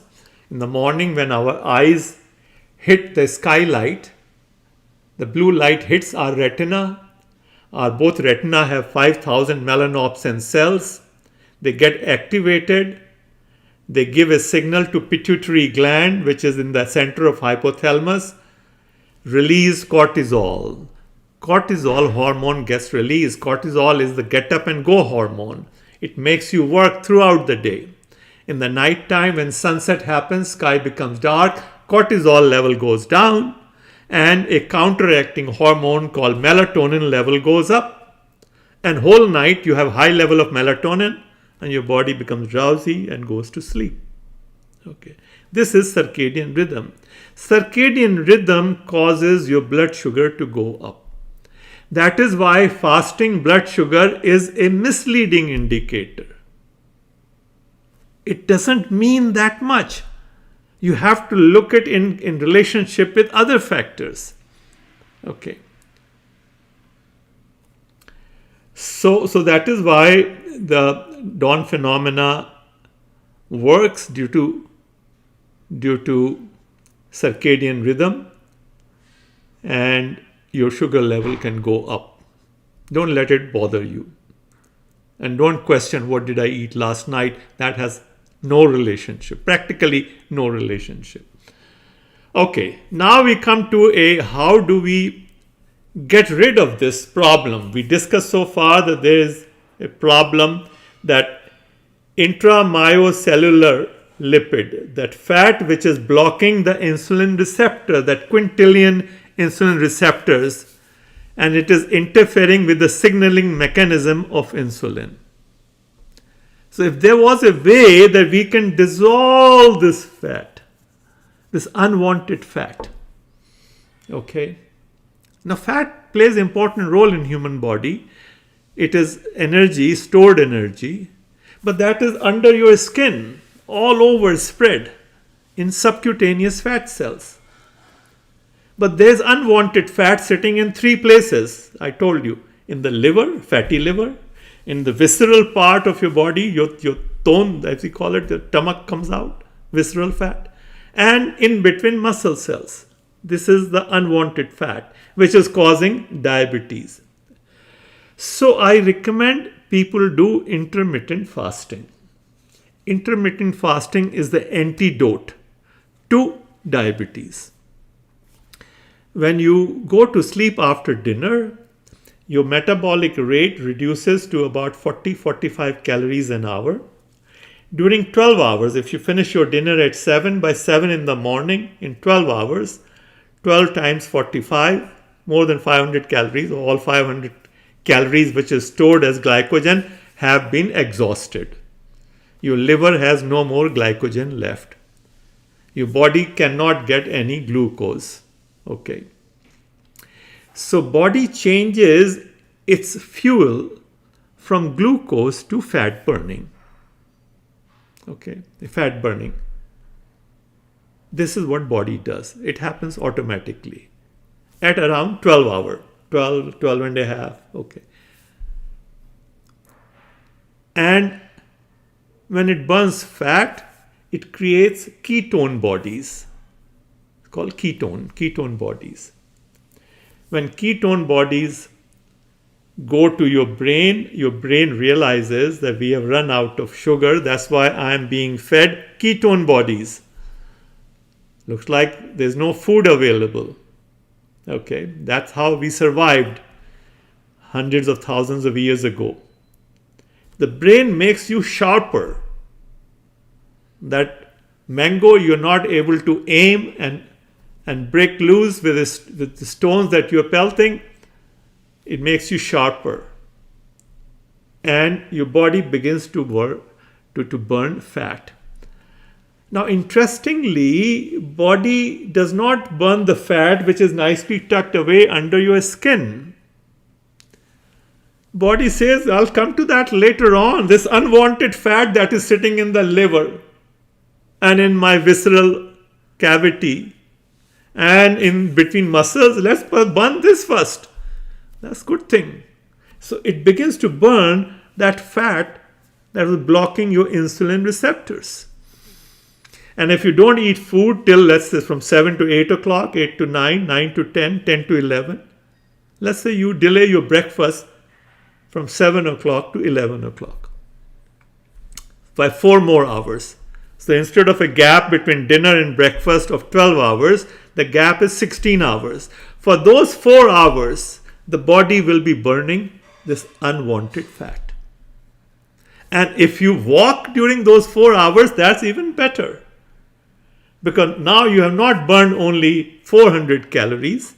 Normally, if you have a sedentary lifestyle, you will burn 100 calories an hour during daytime.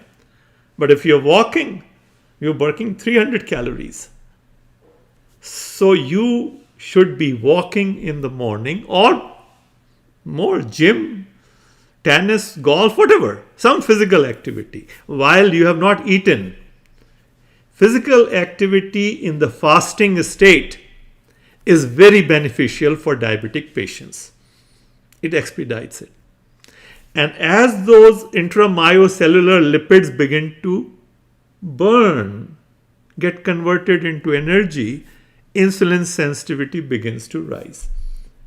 That is why these people who report to me, some of the testimonials you read, the A1C comes down from earlier on medication, it was 8. It comes down to 5.7 without medication. 90% of the people. Okay. There'll be some people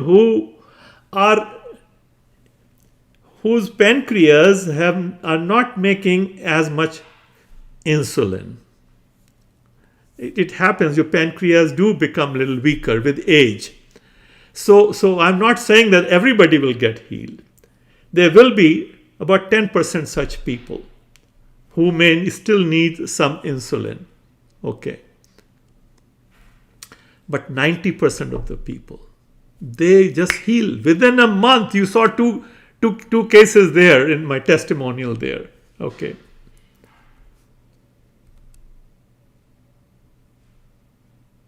So conventional treatment that doctors prescribe is they put you on metformin, then they increase your dose, then they add a second medication, then after a few years they start you an insulin.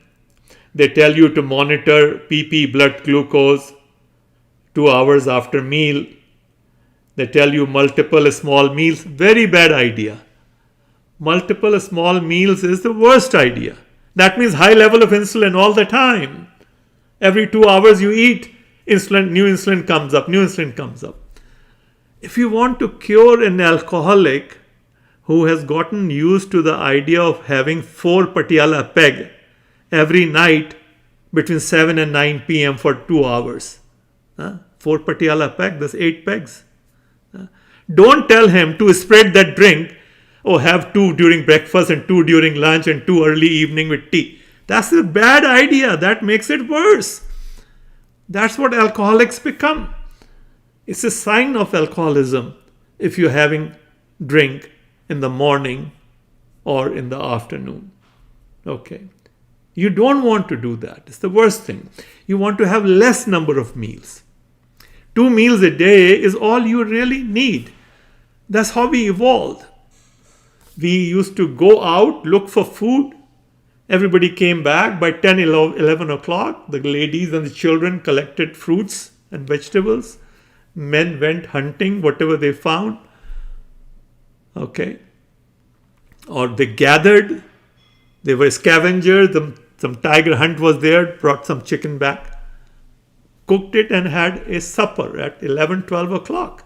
1 meal. And the second at 5 o'clock in the evening before it got dark. 2 meals a day. And you can easily get back to that routine of 2 meals a day. First, bring it down to 3 meals. Breakfast at 10 or 11 o'clock. Okay. Delayed breakfast. And early dinner. The dinner should be finished by 6 o'clock. Definitely 3 hours before sleep time. And sleep time should not be beyond 10 o'clock. Okay. Those are other issues. So, multiple small meal, very bad idea. Avoid high glycemic food. We'll talk about glycemic now. And sugar substitutes, very bad idea. Sugar substitutes like Splenda or stevia or monk fruit. What happens is any of these substitutes, they have no calories. Okay. When they touch your tongue, they give a signal to pancreas. Sugar is on its way. Please release insulin. Your body has released insulin. Okay. So insulin level has gone high. But sugar has not come. So that insulin has no function. It's not doing anything. It's just sitting there. Okay. And high level of insulin does not allow your body to burn fat. Because high level of insulin is a marker that I have enough glucose. That's when the insulin is supposed to go up. So please don't burn fat. Why don't you burn glucose? There must be glucose. I'm quite a high level, insulin is saying, and the body is confused. And body, because the fat is not being burned, body wants to eat more. So things like Diet Coke or other diet drinks cause obesity. The research has shown, there's a lot of research on this subject, and I write it in my course. it causes diabetes. So don't take sugar substitutes. Okay. Okay, so we'll talk a little bit about glycemic versus insulin index. Okay. Glycemic index was developed by a Canadian university for testing purposes. Okay. In 50 grams of free carbohydrate, okay, free from insoluble fiber. So glycemic index depends on many factors: how the carbohydrate is entrapped in the food, how the food is cooked, the fat and protein content of the food, the amount of organic acids in the food, the impact of other foods consumed along with food in question. Food you're not consuming single, you're consuming with other things. Okay. Glycemic load is a better indicator because it takes into account the serving size. And insulin load is the best indicator. So what you're trying to do is keep your insulin level low. Okay. But they don't use that because it does not serve their interest. They do fasting glucose reading. Nobody is doing still fasting insulin reading. That is the correct indicator. If you really want to manage your diabetes, you should be taking fasting insulin factor. Now here is a table I have put down here. So animal food does not have glycemic index. There is no carbohydrate in it. So oil will have 0. Beef will have 0. Fish has 0. Prawns have 0. Prawns very rich in protein. Prawns have 89% protein, 11% fat. There is no carbohydrate. So this whole concept of trying to tell you to have low glycemic index food, who does it serve? That message serves the animal food industry, because animal food has low glycemic index. So if you keep eating beef and fish and shrimp, okay, you're going to develop heart attack, atherosclerosis. You're going to die of heart attack. Low glycemic food, we're going to cause you heart attack. Okay. Now here, look at it. There are two foods here. All these food look better on glycemic index. Beef is 0, insulin index 51. Fish 0, insulin index 59. Yogurt. So many people eat yogurt. It's so harmful. Has a glycemic index of 62 but insulin index of 115. Ice cream. Glycemic index 70, insulin index 89. But the healthy food like porridge that I talked about looks bad on glycemic index 60, but insulin index is 40. Brown pasta, glycemic index 68, insulin index 40. Okay. Fructose powder looks very good. Fructose powder is the worst thing you can consume. The fructose will go in there and will get converted into triglyceride and go and block your intramyocellular lipid. It will go in and block. If you want to develop diabetes in 30 days, start having fructose powder every day and lots of it. That will make your body insulin resistant. So you notice this is what it is. This is a lot of wrong information which serves the interest of certain food sector, animal food sector, refined food sector. Okay. But you really need to be eating plant-based whole food. You want to keep your insulin down. So what we recommend, plant-based whole food, intermittent fasting, 10,000 steps. This is what I say. This is the diet and lifestyle for diabetes. Eat plant-based whole food. Avoid refined sugar, jaggery and honey. Avoid fruit juices. Green juice is good. Eat only 2 or 3 meals a day. And when you eat whole food meal, you will not feel hungry for snacking in between meals. We had talked about that. Practice intermittent fasting, also known as time restricted feeding. 16 hours of fasting, 8 hours for all the meals.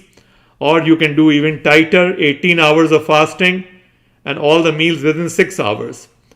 There's also something called one meal a day. A lot of spiritual masters only eat one meal in 1 hour. For 23 hours they don't eat. This is what we do during Navratri fast. It's very good for diabetics. And if you can do it, and you can do it for 2 weeks, in Navratri we do it 9 days. And I get messages from people who have cured diabetes within 9 days.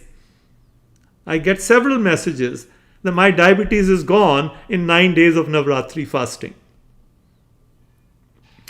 Physically active lifestyle, minimum 10,000 steps, is spread throughout the day. 15 to 20 minute walk after meals is very good. Okay, please do that. Because that movement of muscles also helps absorb glucose from your bloodstream. Get a continuous glucose meter patch and monitor it. And follow optimal J-curve guidelines. J-curve we discussed earlier. Some recommendations: green juice is very, very helpful. Eating berries or taking berry blast, smoothies, very helpful. Onions, garlic and leek are very helpful. Of course, we Indians consume them, but unfortunately Jain community does not. Avocados and olives, good sources of fat. If you were looking for things to have avocado toast. Very good. Fat is not unhealthy. It's the refined fat which is unhealthy. This is whole fat. There are two breads which are very nice: Ezekiel bread in America and Dave's Killer bread. Both are good. If you want less hassle, you can buy that bread and have sandwiches for lunch or brunch. Or our South Indian dishes are very good. Idli, dosa. Don't make it in oil. You take some onion, slice it into half and put that onion on the tawa and then make it. Uttapam, appam, idiyappam with coconut chutney. Sambar will have some oil. Coconut chutney or other chutneys are better. Okay. There's also something called neer dosa, which is made in water. Very good. Hummus with fresh vegetables. Hummus is garbanzo beans. Very good fat source. Edamame, boiled peanuts, very nice. Sprouted bean salad, I showed you the picture. And then you do need omega-3. So flaxseed, chia seed, hemp seeds. You can add these to a smoothie or green juice. And walnuts. Walnuts we add it to our porridge or oatmeal. Mushrooms are rich in vitamin D. Only source of vitamin D besides sunlight. So this is the summary of my guidelines. No animal food, no egg, no dairy, no refined or highly processed food, no oil, no sugar. Eat a variety of food from all 5 food groups. And herbs and spices are very important. Must consume in every meal. Eat daily a minimum of 1% of your body weight in fruits, which must include berries, and 1% in vegetables, which should include green leafy vegetables. Watch for 3 key nutrients, omega-3, vitamin B12 and D3. For D3, you need to get sunshine. B12, you need a supplement. Unfortunately, they are chlorinating our municipality water, and that's the only source of water left. So there's no way to get natural vitamin B12. It used to come from underground water when we had hand pumps, or we took water from rivers and lakes.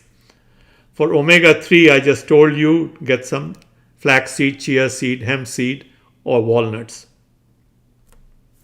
Keep your body hydrated at all times. Drink minimum half a liter warm water first thing in the morning, and 1 glass an hour after each meal, and 1 glass before going to bed. So you get 6 glasses of water, and you get juice, plus fruits and vegetables also provide you water.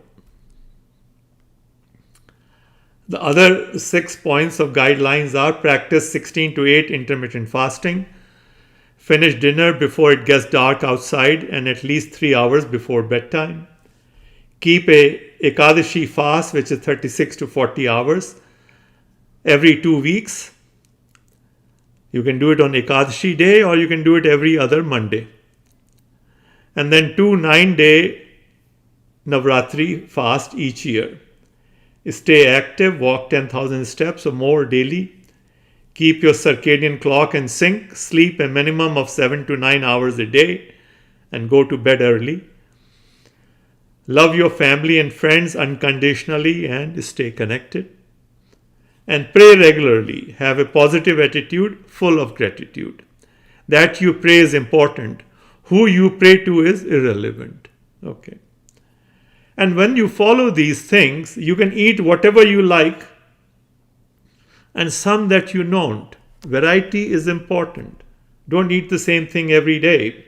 Try to have 7 different forms of food in every food group, 7 different forms of grains, 7 different forms of beans or peas or legumes, okay, and 7 or more variety of fruits, 7 or more varieties of vegetables and nuts and seeds.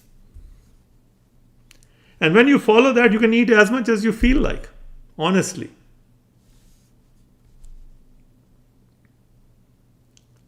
So this is the misinformation we started with, and that's what we are back to it.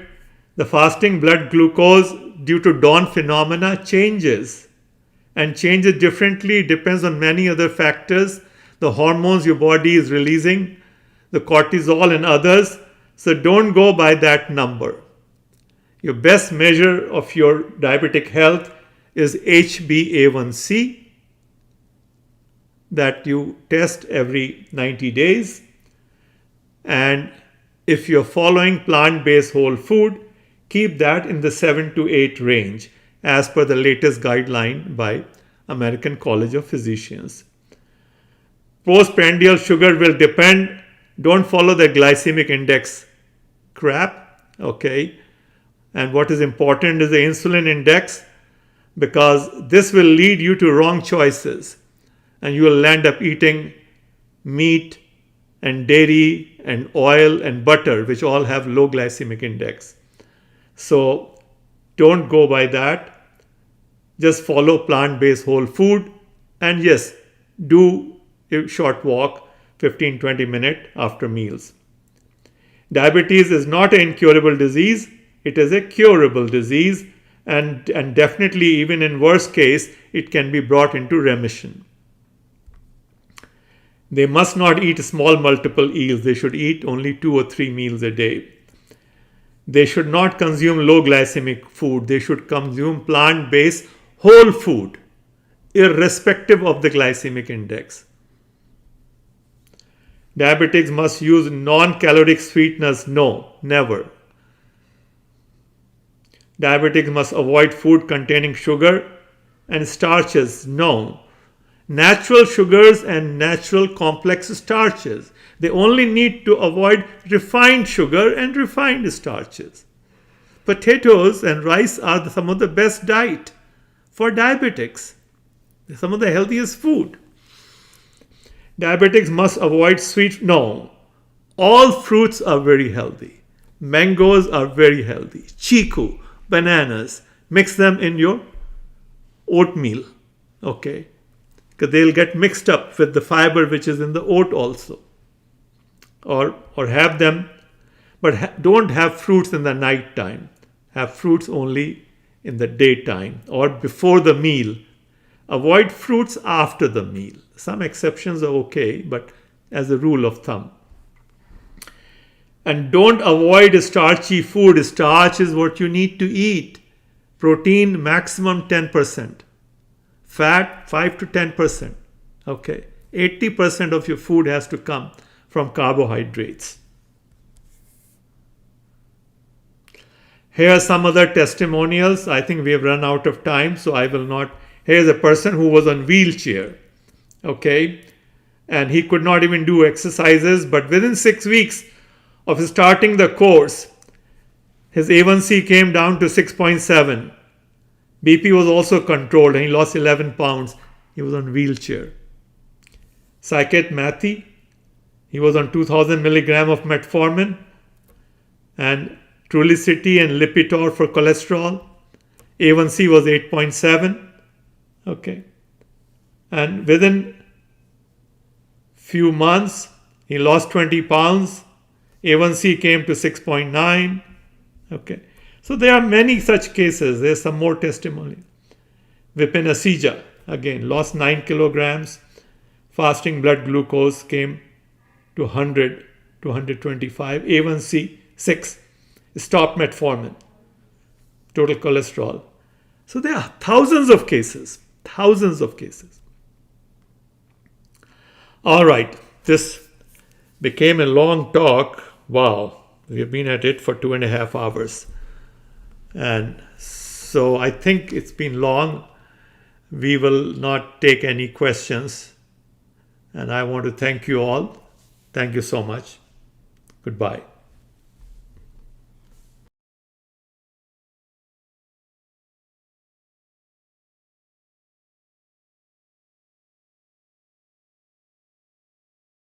Yeah, avoid questions.